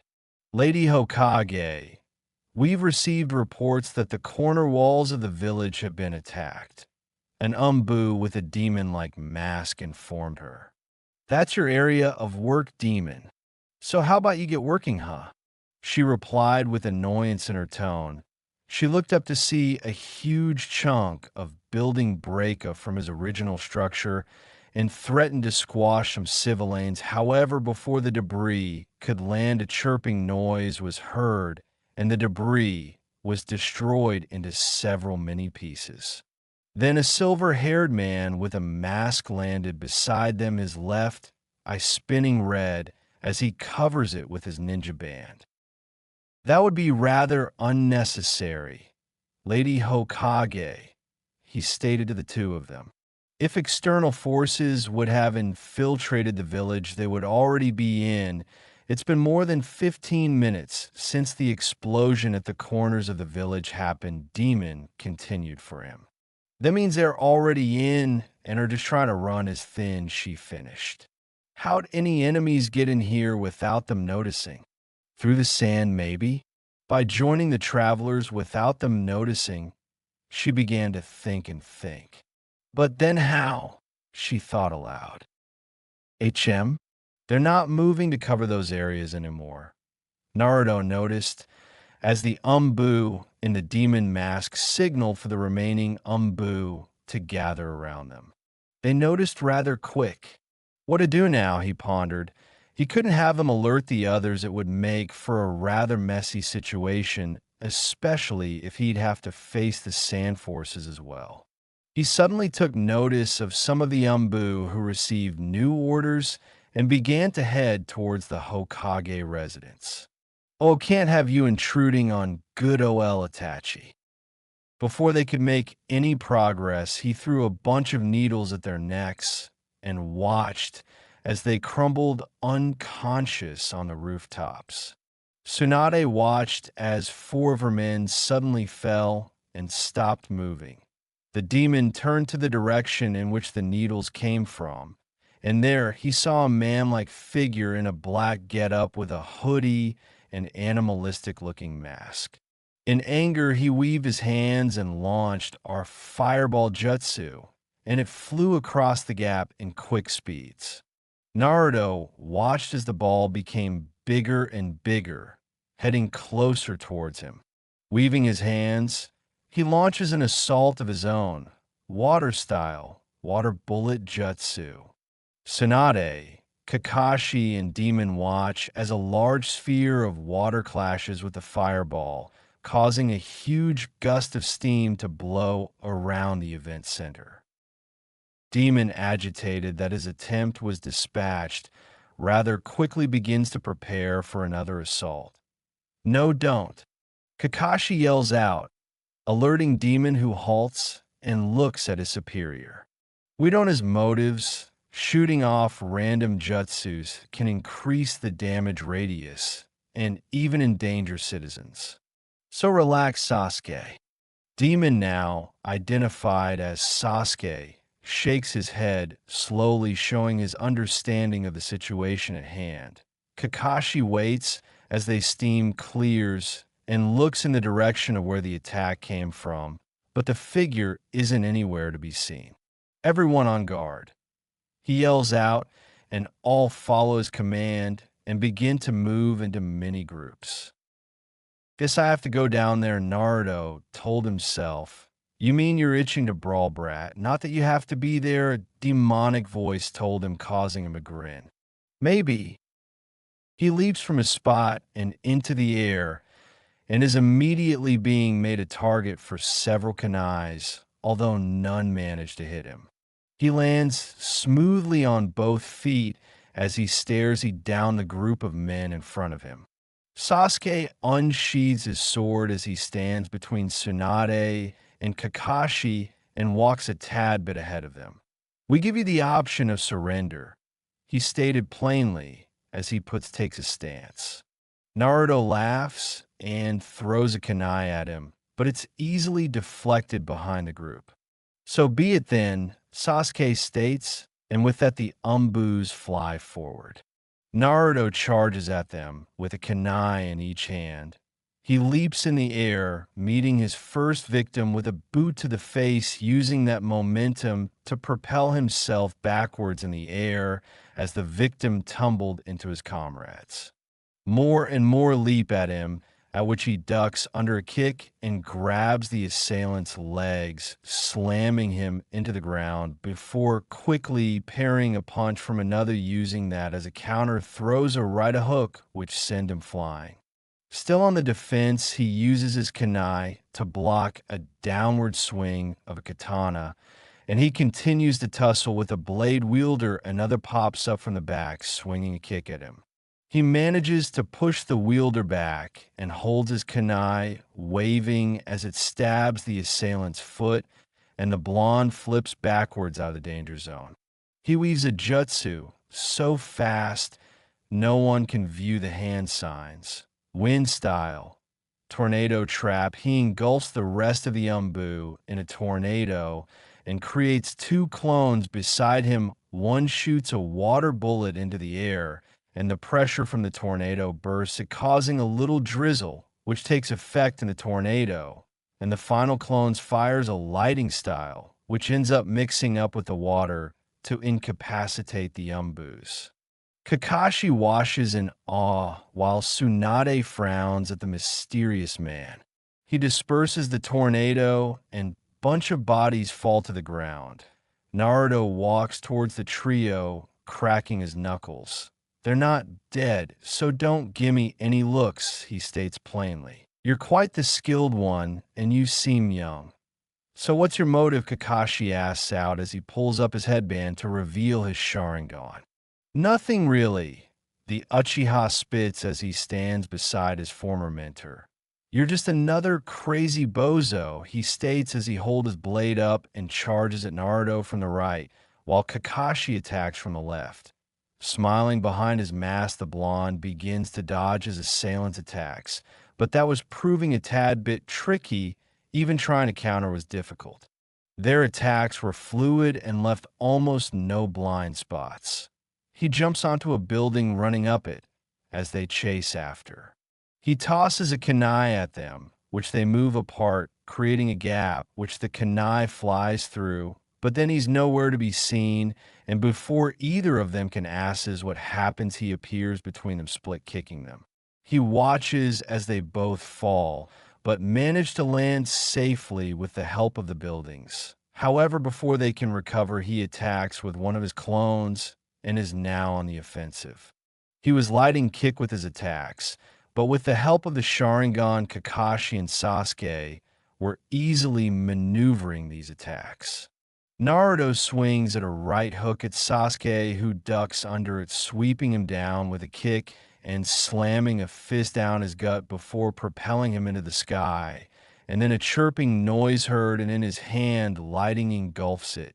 Chidori, he yells as he leaps towards Naruto with speed, but he isn't going down easy as Naruto spins mid-air, forming a sphere in his palms.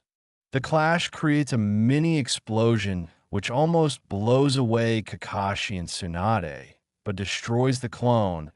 Naruto jumps out of dust created by blast and lands on top of a building. Sasuke also appears, standing as it clears the two staring down each other. Sasuke's mask shattered at the eyes, while Naruto's hoodie is blasted to reveal his Fox Max with yellow hair. Damn, forgot how much that shit hurts. He looks down at the trio and catches a kunai that flies at him from behind, but before he could recognize the tag on it, it explodes, leaving him free falling until he's met with a kick from a Yugao right into the wall of the building. Before he can even regain his bearings, his body is held in place by the shadow possession jutsu, and he meets the grin of Shikamaru, his old classmate. And then Sakura jumps out, receiving a kick-up boost by Yugao, pulls her hand back to ready her punch, but before she could strike, he disappears again in a thin air, this time appearing behind the original trio, Tsunade, Kakashi, and Sasuke. Behind you, Shikamaru yells as Naruto throws another kunai with a tag towards them. It lands just in front of them, engulfing the little radius around them with a seal, making them immobile. Any of you try it, and boom, he states as he gasps for air. The rest of them stay put, watching the masked man. Naruto puts his guard down and is immediately graped by what seems to be white hair. Tying up his fingers, he tries his old tricks, but is unable to change his location as he keeps returning to the same place. Looking below him, he sees all his kunai at his feet, and he sees a huge figure walking towards him, and his arm a swirling blue sphere, which is then drilled into his gut, knocking him unconscious. Perfect timing, Master Jiraiya. Kakashi barely gets out as sweat drops down his face. The kunai is ripped from the ground, and the tag is torn, disabling the jutsu. Kakashi and Sasuke collapse onto the ground, and Sakura rushes to the two of them, and she and Tsunade give medical attention. Seems like a war brook loose, and to imagine one person defeated so many high-level Anbus, as well as holding his own against Kakashi and Sasuke. Ino spoke terrified as she looked at the culprit who lay down on the ground. What's more scary is they're all just knocked out, meaning he held back, Niji stated as he appeared from a rooftop with Hinata, Lee, Tenten, and Kiba beside him. Really now, Jiraiya says as he looks at the battlefield with various Anbus scattered around. Very impressive, he says to himself, looking down at the culprit. He draws closer to him in an attempt to unmask, but as soon as he stares into the mask, a pair of deep crimson slits stare back at him, and gust of chakra is released. Menacing cackling can be heard as Naruto pulls himself up with a wide grin. Immediately he leaps, he forms a dent in the ground, as in a split second he appears in the center of the sky. Weaving a few hand signs, a huge fox head appears to surround the blonde and gives a cackling smile. The crew below stands in awe as a dark purple sphere is formed in the air. Before he can fire it, he's engulfed in sand. However, the sand is no match for the blonde, as the sphere easily bypasses it, heads down toward the event center.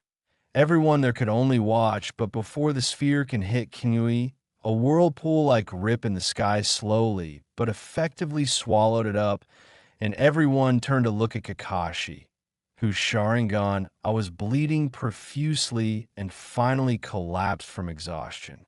Naruto, still in a rage, watches from below before he witnesses a red-eyed crow fly beside him and whisper one word to him, "Sleep." He falls to the ground in a matter of seconds as several chakra blocking tags placed on him, putting him down for good. Jiraiya walks towards the blonde just as Gaara and his siblings land beside him. "I've felt this before. Is it?" He doesn't respond as he sees a nod from the Great Toad stage. "Take good care of our old friend. They'll be coming soon," a voice tells them, a voice much recognizable to Sasuke than everyone else. "Itachi, show yourself, you coward." Itachi laughs at his brother demands. "I have better things to do, Sasuke." "Old friend? What are you talking about?" Yugao stated into the distance, taking the attention from Sasuke. "Unmask him and see for yourself. I'll be off now." Suddenly, everyone surrounded the body of the assailant. Sasuke walks up to the body and kneels beside it. During this time, Jiraiya, already knowing who it was since he threw that first attack, walked away from the group and stared at his student's sculpture from the ground. "Sorry, Minato, I messed up," he whispered. Gasps could be heard from the group by him, and mostly noticeable a roar of anger and frustration. No, it was pain from Sasuke. Part 13. Trying my best to spam out chapters before I go back to school again on Sunday. He's been like that since he woke up, refusing to eat, drink, or communicate. Tsunade informed Jiraiya as they looked at the blonde from above. He had been chained up ever since he was captured and sent down here. It was just a few hours ago until he was unchained and allowed to move around to loosen his stiff as bones. He continues to give quick glances at the two of them, something both noticed by having gotten around acting on it. "We'll have to get information the good old-fashioned way then," he told her as he cracked his knuckles, Tsunade immediately pulling him back. "Don't you try it." Jiraiya scoffs and loosens her grasps on him. "Might I remind you, he's a rogue ninja one. He assaulted the leaf too. He nearly blew everything away." She shot back a stern look at Sage. "He attacked us, and guess what? Nobody was severely injured, and I know that isn't anything to write home about. But I think you and I know both know he wouldn't kill a bunch of innocents." "How would you know?" "He could have changed within 4 years," Jiraiya argued back. "If he wanted people to die, don't you think he would have targeted only the center of the event rather than try to spread us thin?" "He was being manipulated," she ended with a rather soft tone and continued. "But if anyone could get to him, it's probably you. So you can't lose faith in him." Memories of a time Jiraiya and the boy spent together flashed through his head. She was right, he couldn't just give up on him, but to attack his former home. It reminded him of that snake. He betrayed everyone and their friendship for greed and corrupt power. He wouldn't let that happen to Naruto. No, it would never happen to him. "You're right, I'll talk to him first, but if that fails..." Tsunade nodded at the sage, getting the implication of the situation, but what shocked her the most is when she sees Jiraiya holding a white rubber bag, probably full of ramen, and hopping down to the blonde. The moment he lands, he can feel his chakra being reduced to just a little whim. So this is how it feels, he thought. The number of high-ranking criminals are brought into these caves, which have rare crystals in them, which block chakra flow and circulation just to the point where jutsus cannot be weaved. Naruto stares at his godfather as he walks towards him. "Ramen? He wants to bribe me with ramen?" he shouted in his mindscape. "May I?" Jiraiya asked as he sat down on the ground to join the blonde. He examined the blonde for the first time in 4 years. His hair was almost the same, if not identical to his father's own. On his face, he still had those whiskers apparent, and his blue eyes, nothing had really changed, just the fact he'd gotten taller. Want some? The sage offered to the blonde, who looked away originally, but after a few seconds looked back at it. How do I know it's not poisoned? He asked as he closed his eyes to meditate. Good question. You can trust me that it's not poisoned, he assured the blonde, who laughed. Yes, sure, he thought. There were a few minutes of silence before the sage decided to speak up again. Why did you attack us? Naruto, for the first time in a few minutes, looked at the sage. You think that was an attack? He laughed. I have no reason for attacking the village. He emphasized on attacking and closed his eyes again. That's interesting. Well, you better think up a reason, kiddo. Why's that? Naruto shooting his first question at the sage. Otherwise, you'll be heading over to Danzo. Naruto broke into tears of laughter, eventually pulling himself together. I'd kill him, he stated coldly and plainly. But fine, let me play your game. I'll tell you guys why on one condition. Jiraiya walked back up to Tsunade, who shot him a look. Well, how did it go? She desperately needed his response. Fine, just a crazy demand, he stated as he started to walk out. He was just a distraction. Tsunade sighed as she knew the plot is just slowly being revealed. What did he say he wants? Jiraiya stopped walking and laughed. Nothing. Yugao sluggishly walked into her room. What fucking kind of day was this, she thought, as she threw herself onto her bed. He was alive, and well, he was fine, but on the other hand, he attacked the village. He nearly destroyed all of them, but it does not seem to affect her. The last part, she's just glad he's back. I mean, is that really Naruto? I mean, of course it's him, but it's not. Naruto loved the village, so why would he then attack? Something didn't add up. She groaned mentally. All this was giving her headaches. She hugged pillow as her eyes felt heavy. I have to talk to him myself. Naruto, meanwhile, had been summoned to the council. Naruto Uzumaki, one of the council women, yelled, Namikaze, you forgot that part, he stated plainly. Such stubbornness caused the members to whisper. You think you can disgrace the name and legacy of your father? Danzo spoke up, glaring at the blonde. Naruto stared back with a smirk plastered across his face. Itachi sends his greetings. The speech of that name enraged Danzo. Naruto was suddenly being restrained by 4 Anbus. Tsunade, why is he here? He asked, enraged. To decide the action going to be taken against him, Jiraiya speaks up from behind them.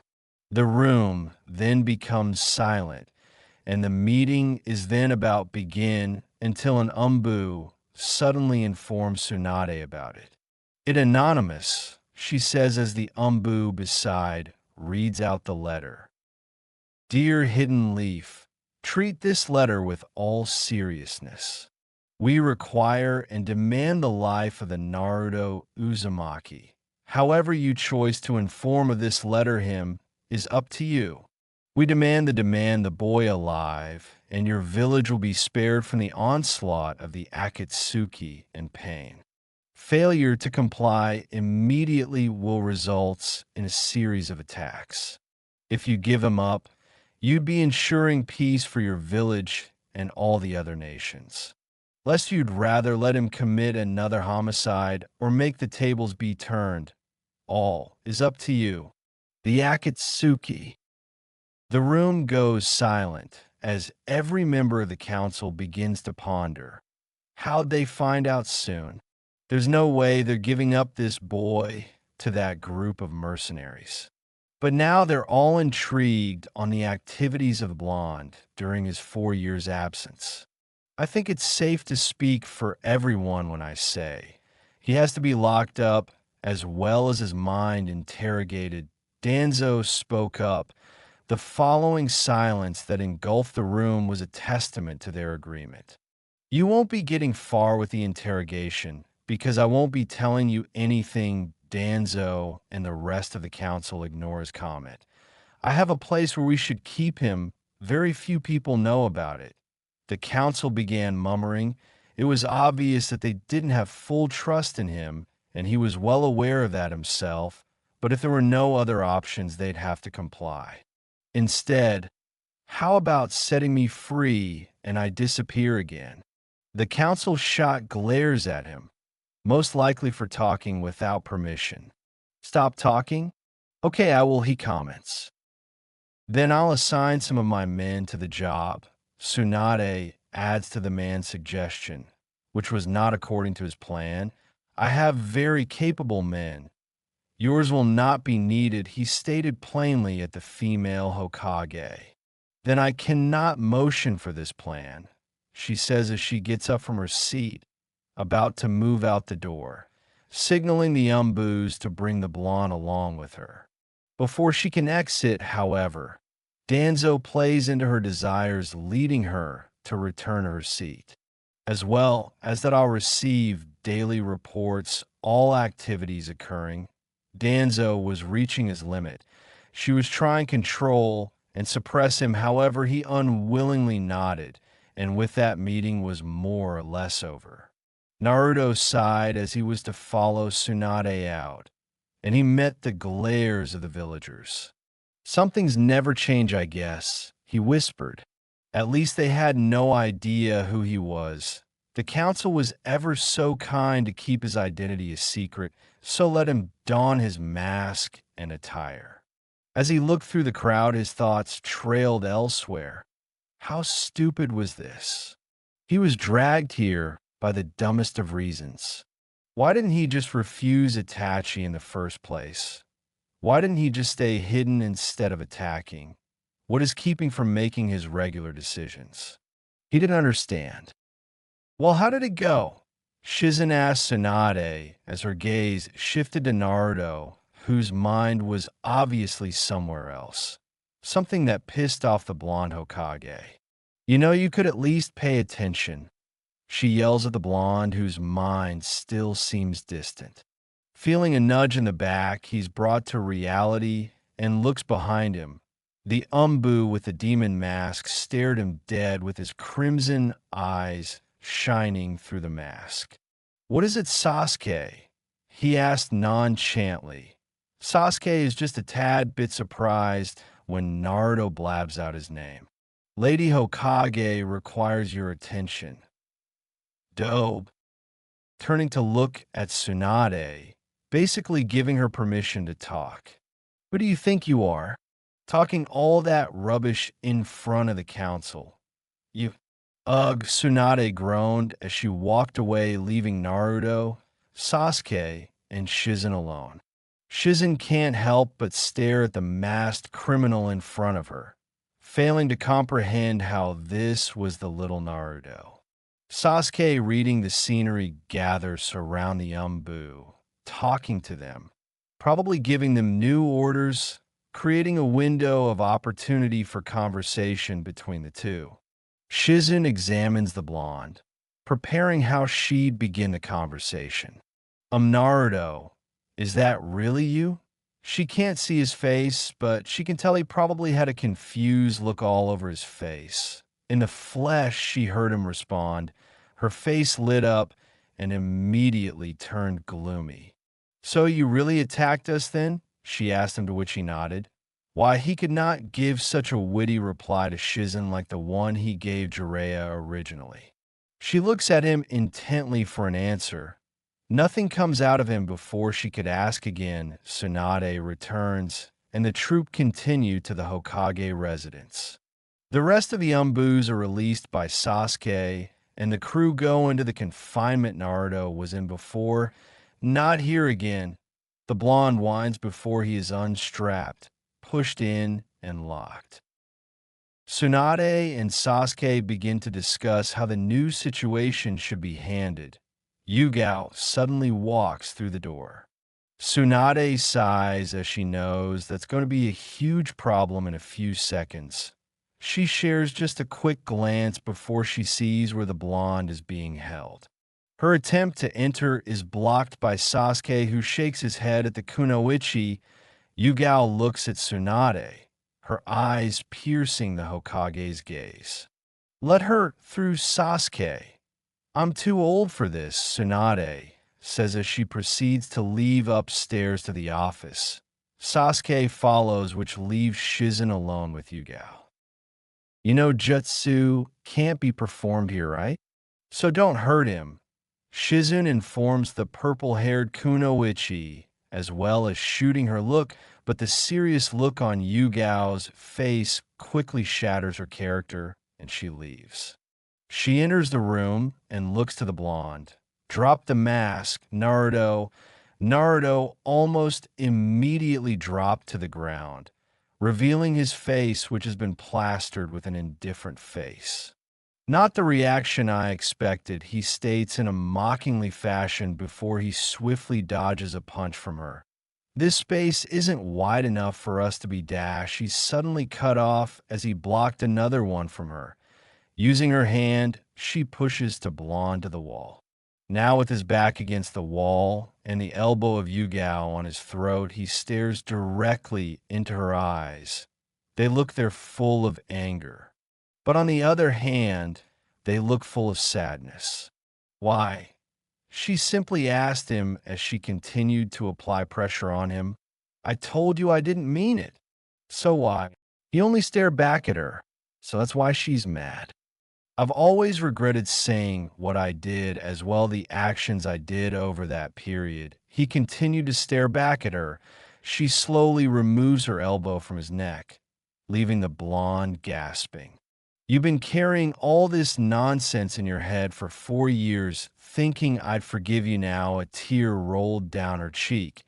I forgave you 4 years ago, he said with a soft smile plastered across his face. So then you attacked for different reasons and not because I caused unimaginable pain? Naruto sighed. Don't remind me. And yes, my reasons were different. She wiped her cheek and smiled at the blonde before serving one of this biggest hit to the nuts. He grasped his crotch as he sunk to the ground. Why'd you ever attack us? Are you dumb? The blonde still holding his crotch. She joined the blonde on the ground as she lay beside him and stared at the ceiling. So then why did you attack us? She asked him, staring at the blonde now as she moved closer to him, intertwining their fingers together. I don't know. If I'm being honest, maybe I just wanted to see you.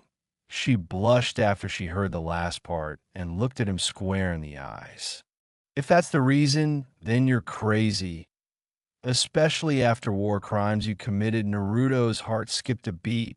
What are you talking about? I know what you've done.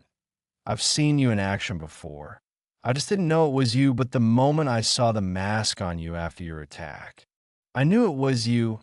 Naruto turned his face so he could face hers. And you didn't tell anyone? He asked, a bit surprised. It would make your case worse. And off late, the villagers are trying to come together to bring down the Akatsuki. It would create unnecessary conflict. She said, but she was cut off by a peck from the blonde. Thanks, he said. No problem, she said as the two enjoyed the rest of silence. Here you go, part 1. Anyways, we back, but sorry for the delay. Must be very frustrating, but for those who come around, I thank you. Back to it, I guess. You don't actually think that's how it's going to go down? The fox replied at the blonde's pathetic train of thought. That she'd walk up and instantly forgive you and cuddle. The blonde scoffed as he passed his hand through his hair, looking up at the figure above that intended to approach him. The scenario he played in his head before was probably the best case scenario for both of them, but things normally don't work that way for him. They watched as Yugao walked past them with Tsunade holding her wrist or back. Wait, You haven't been given permission by me to go in there, the Hokage says, her grip tightening as everyone draws her attention to her. The purple-haired Kunoichi sends a glare at the Hokage and quickly hears the unsheathing of a blade from in front of her as Sasuke unsheathes and flashes his Sharingan. Let her go. You get 15 minutes, she says, the earlier to Sasuke and the latter to Yugao. Sheathing his sword, Sasuke spares a little look to Tsunade, and seeing her nod of affirmation, he sheathes it back. Yugao sighs as the grip of Tsunade loses tension. From above, the blonde slumped down against the wall out of boredom, but his eyes flicker as he sees the purple-haired woman making her down. Yugao, on the other hand, was filled with anger and confusion. Was he even the same person? Well, she was going to find out. Naruto grew aware to the dissonance between them, becoming ever closer as seconds went by until he could feel her presence standing over him. The blonde remained seated in meditative position, not moving an inch, not wanting to have an encounter at all, and so shutting his mind off to any outside attacks from Yugao. Standing in front of the blonde and watching him as he meditated, she examined his face, noticing how his hair had not changed in appearance, at all still resembling that of his father. She also examined his increased height and body. Puberty did him good, she stated mentally. She noticed how his bangs covered his eyes, just like back then. Extending her arm, she intends to move them by the side, but her wrist is gripped by the Uzumaki. She noticed how tight his grip was. If it was this tight, then she could imagine how he was able to take on so many of them without fail. The blonde looked up to her, his piercing glare aimed directly at her. She could see the hate and anger in his eyes, but most importantly, the power behind them, a glare that showed he would dominate and destroy anybody who stood in his way. Naruto, is that you? Yugao asked calmly. After moments of silence, the blonde nodded and released her wrist from his grasp. I believe they would have told you that already, hence your reasoning for coming down here, he quipped, noticing shake her wrist in slight pain. I wanted to find out for myself, she solemnly stated as she bore her eyes into him. Well then, it was me. A slap quickly made it across his face, one that was too fast to react to. HPMH, the blonde let out as he stared back at her, not even fazed by her slap. Are you crazy? Why would you? Yugao lashed out in anger, fighting the urge to hit the blonde once again, but noticing his indifferent face, she calmed herself down and apologized. Sorry. I'm sorry. It's just why? This is your village. Your father's village. Why would you attack it? Why attack us? She continued to stare at the blonde, who gave no answer. He seemed to be deep in his thoughts, not even paying mind to her. It hurt for him to be back, yet somehow so far away. Boo-boo, the villagers yelled out as a man cuffed with two umbus at his side made it through the village. Naruto turned to look at the villagers as he and Yugao maneuvered through the crowd. The looks they gave the man were not different from what they gave him. If anything, they were worse. You could feel the hostility as some of the villagers began to hurl objects at the man.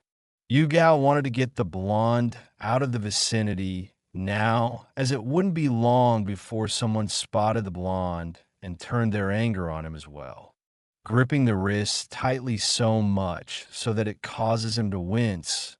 Unfortunately for her, it was rather sooner that they bumped into a man who immediately recognized the blonde.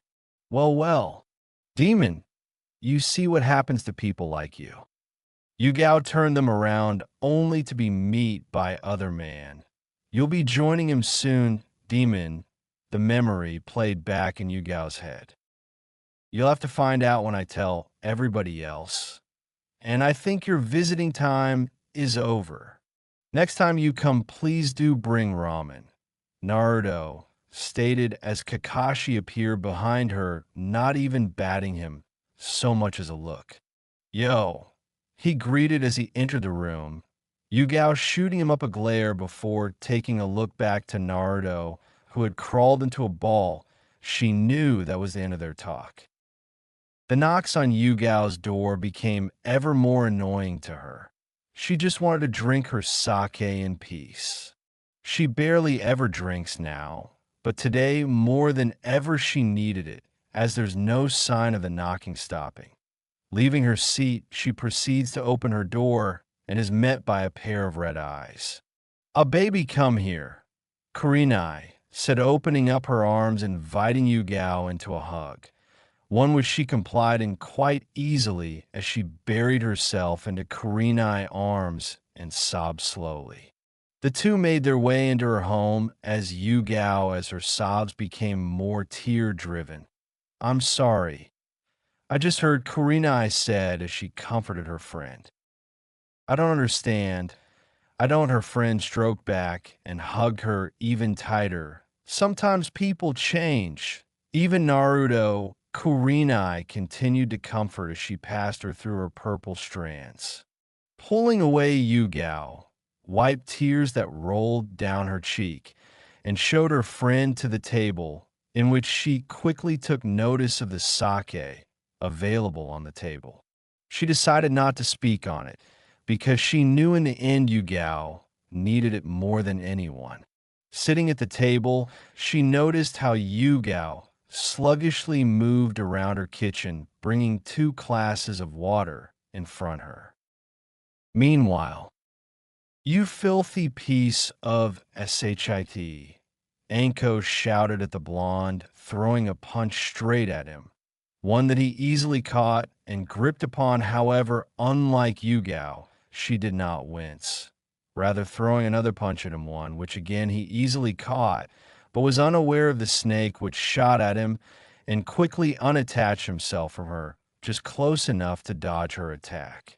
Before she could do more, she notices she could not move something, or someone was restraining her. She looked at the blonde and noticed his eyes were crimson and not their normal blue color. She immediately felt the hand of demon holding her back. So that's what had her feeling immobile, right? The glare the blonde had was the literal embodiment of if looks could kill. She honestly felt something in her giddy up inside her. "You think you're hot shit, huh? Well, we'll see about that. Get your crummy hands off me, Sasuke." She felt his arms unwrap themselves around her. "You're still too touchy." She winks at the Uchiha before leaving and shooting the blonde a little glare. "Cute relationship," the blonde stated as he passed his hand through his hair, "but won't your girlfriend get in trouble for assaulting a prisoner and you for letting her near me?" "Nobody will know, and she's not my girlfriend," the Uchiha stated as he watched the blonde from outside his cell. "You've been watching me for 24 hours. I'm sure she misses you. However, I don't see why she should take out that anger on me. Very Sakura-like. By the way, how did Sakura take your new love?" "Just shut up, you dope." Meanwhile, "Are you certain they received it?" a feminine voice questioned as Big Man signed off documents. He groaned in obvious annoyance. "Don't worry, dear. In about a week or so, he will be roaming alone, and then we will have them kill him." "Good. He will regret what he's done." Back with Naruto. "It's been 2 days since Sensei knocked me out. Still kind of bummed about it. But most importantly, Itachi lied and tricked him, so he would be captured only for the Akatsuki to announce they're coming after him. Quite improbable, but he'll have to wait and see." But Sasuke had been watching him since he set foot in here. Creepy. If he was going to do that, he might as well bring him food. He noticed the constant flipping of files and paperwork from the Uchiha and obviously it agitated him, though he never thought Sasuke would lead the Umbu, but it fits him. Not that he cares. I need the room, Yugao said as she burst through the door, and Sasuke was immediately up and about. Come on, Yugao. I don't have the dash. With a sheet of paper in front of him, the Uchiha squints as he reads the paper. He sighs and takes his leave, and now the two were alone again. Not what he wanted. At all. The purple-haired Kunoichi turned to make sure the Uchiha had left before turning and smiling at the blonde something, which really did catch him off guard. What's got you smiling? The blonde asked her as she slowly began to go through a bag she must have brought down with her. Are you hungry? She calmly asked the blonde. No. Are you sure? It's ramen. Yes, you shouldn't be trying to feed your enemy. I guess you're right. I am, and what do you want? I doubt you actually came here just because of that. Nothing. I just wanted to make sure you'd eaten. That's why you needed a warrant from Tsunade? You know what? Forget about I'm sorry for worrying you. Her saddened voice penetrated his heart. Why did it? He looked at how she still made her sluggish movements when she was down more than he noticed her figure as she proceeded to leave his line of sight and was soon replaced by the image of Sasuke, who could only spare him a quick glance before taking his original seat. Guessing the relationship isn't working out, huh? Sasuke asked with a little smirk on his face, but this time his banter did not receive the quip from Naruto. How can you be casually bantering with an enemy? That's not very Umbu-like. Sasuke also dropped his bantering tone and lay back on his seat before looking back at him with all seriousness. Because I'm one of the only people who could kill you. Naruto, after these words, leave the Uchiha's mouth, burst into cynical laughter before staring back at him. I was manhandling you even with all the other distractions present. What makes you think without you'd have done better? Like you said, they are distractions, the Uchiha said before. I was trying to not widen the fight scene to ensure the safety of the villagers. I don't think you had their interest you in head, but I'll admit you've improved slightly. With Yugao before Sasuke comes down. You can go. I'm done. Sasuke noticed the obvious sorrow in her voice and planted a hand on her shoulder. If he's gone, he's gone, you know. You can't force the old Naruto out of him. It's funny coming from you. You believe even though he left, he'd never stop being Naruto. And now look at him.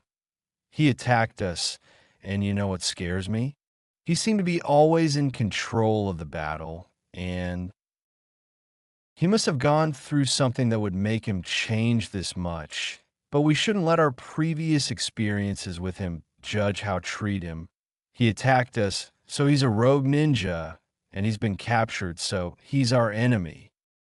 Yugao nodded at the Uchiha. His reasoning was right, and his judgment was spot on, but sometimes we think with our heart, which overrules all sense of reasoning, and that was what was needed sometimes. Then please ensure the enemy eats, she said, handing over the bag to him. Sasuke took it over from her and watched as she headed out. Back with Naruto in the present. Take this and eat, Lady Hokage. One of the search teams just found the unit we sent out a few weeks ago. They're all dead. Tsunade sighed as she put her paperwork aside to respond to the one-eyed Jounin. And they left another of those signs. To me, it doesn't seem like the Akatsuki because no witness ever reported seeing men in black cloaks, and there's been minimal damage. I think they're just some thugs, Kakashi concluded. Thugs with an affiliation to Naruto, she stated. We'll have to pass this information to him. Then, Kakashi said with the two of them directing their gaze to the third person in the room. She immediately nods, understanding the assignment. After being dismissed by the Hokage Yugao, immediately took the area where Naruto was being held. It had been just about a month ago since he attacked the village and was apprehended. She couldn't imagine it. After all the time he's trained just so he could be Hokage, and now that dream is surely almost gone. Even if he was pardoned for the attack, no one would side him anymore, not with the history behind him. As she drew nearer to the area, she could feel her body stiffen. Her last time didn't go too well with him. He was putting her at arm's length and doesn't know why. It should be vice versa with her keeping him away, but she couldn't do that to him, not again. Look here, it's as simple as it gets. None of you have the clearance to go down there. Yugao overhead the Uchiha, explaining to a little crowd that had gathered around him. She sighed as she entered the fray as well. What's going on here?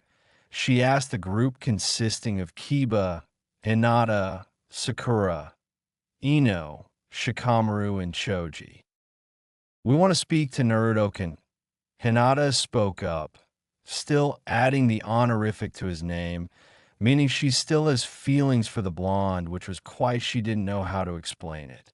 When you get the same level clearance, you can, Ino, quite annoyed by receiving that answer for the second time, had her fist balled up something that didn't go unnoticed by Yugao, who in contrast kept her cool.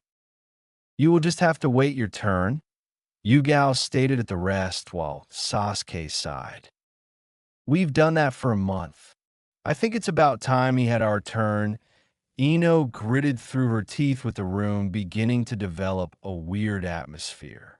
You guys will have to leave, or else I'll be forced to restrain you, Sasuke stated through an exhale. Now the tension had been blown to the roof, and neither side feeling to back down. Look, guys, we don't have time for this. I've been sent Lady Hokage to ask Naruto some questions. They're urgent and private. No offense, ma'am, but aside from you being Kurenai Sensei's close friend, we don't know anything about you. And what makes you think you know Naruto more than we do? Kiba chimed in as well. Look, let's all just respect authority. Your shinobi, regardless of your relationship, he's been detained by the village council and the Hokage, who all outrank you. So if you want to speak to him, you're going to have to seek permission from her. This is a drag, guys. She's right, Shikamaru said, and let's just do what's respectful. Ino grumbled and Kiba cursed, but eventually they all gave up and left the two to their devices. Yugao nodded at Sasuke as she herself proceeded to the next room to meet the blonde. Upon entering, Naruto, immediately sensing her presence, looked up at her, his eyes filled with boredom and possibly annoyance. Hey, he greeted first, which shocked her, as she'd always been the one to initiate their slight conversations. She looks a little dumbfounded, but smiles back with her response. Hey, and Naruto could feel the light shining of her face as she smiled. Why did he smile again? Did he have no reason? Or was his body betraying him slightly? What was all the commotion up there for? Your friends are demanding an audience with you. Cute in no way. I guess I should thank you for that then. You can thank me by answering a few questions then. Naruto responded as he gave her a curious look. She slips a sheet of paper in front of him.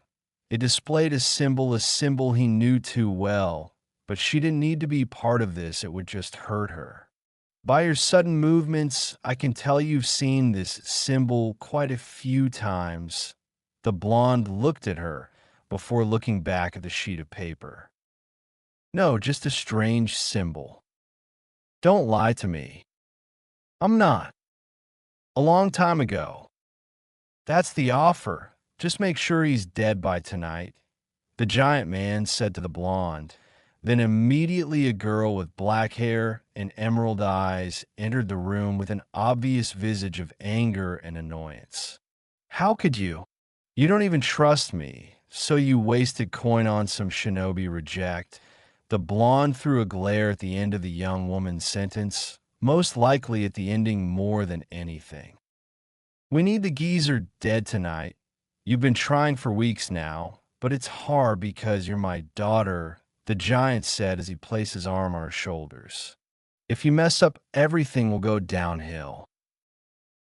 You said after I had killed him, you'd make me an official member. I want to join you and the rest of the family. Naruto, disgusted by the raw display of emotions, tapped his feet on the ground repeatedly whilst crossing his arms across his chests and groaning at the display. He watched the woman groan in frustration before shoving her elbow into the blonde. Her father immediately came apologizing, but the blonde waved it off. Naruto. The blonde was interrupted from his flashback by the purple-haired beauty in front of him. He responded, causing her to groan in frustration. You know something? Please tell me. The blonde using his index finger to call her closer. As she enclosed the area between him, he passed his around across her cheek and smoothly caressed her face, an act which caused her face to heat up slightly.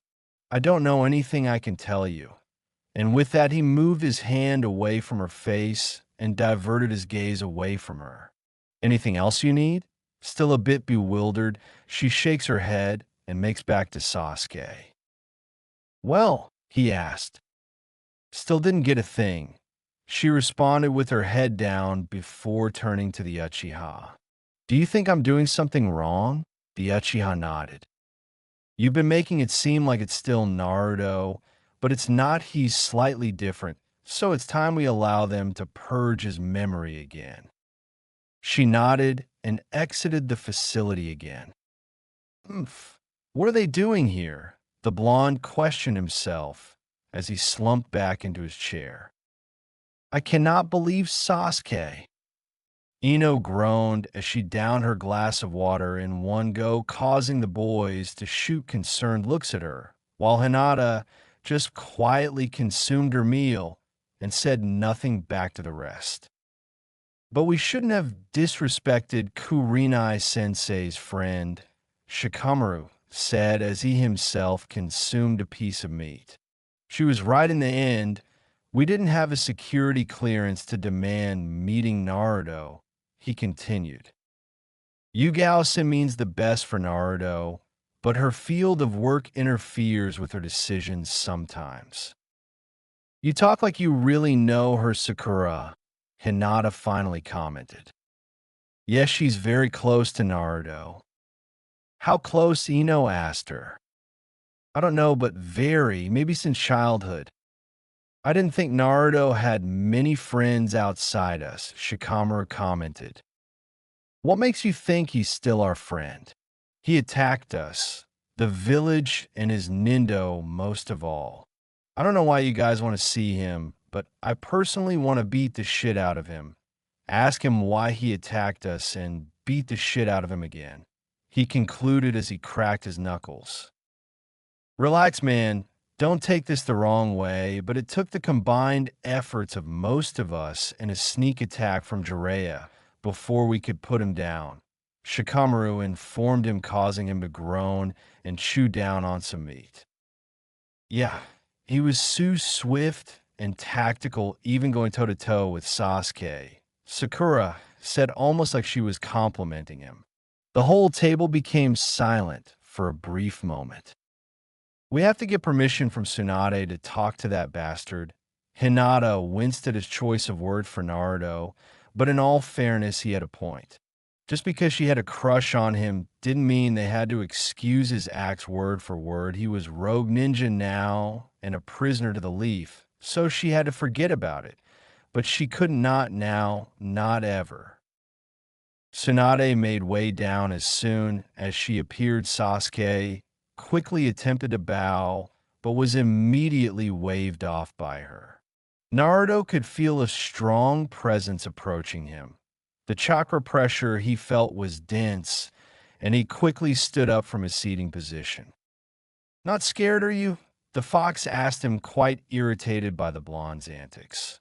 We're strong when we don't have chakra binding cuffs over us. Tsunade was livid. She was done having her men killed by these thugs just because of their vendetta against the blonde. And when the time arrives for him to cooperate, he blows her off. She's only seen that symbol once, it treated it lightly, and by the looks of it, he has some sort of knowledge on the symbol and refuses to share it. Sit down, Tsunade yelled at him as she entered his prison. The blonde slowly took his seat and looked up in her eyes. Although he was not a tad bit frightened, he did dread what came next. What does the symbol mean to you? I already told you, Gao-san, nothing. She slams her hand into the desk. I'm not her, so don't you even think about lying to me. Naruto, weighing up his options, although he could not risk telling her, did not want to be reopening any wounds. He sneered at Tsunade, glancing at the paper again, who frowns. It was about some time ago.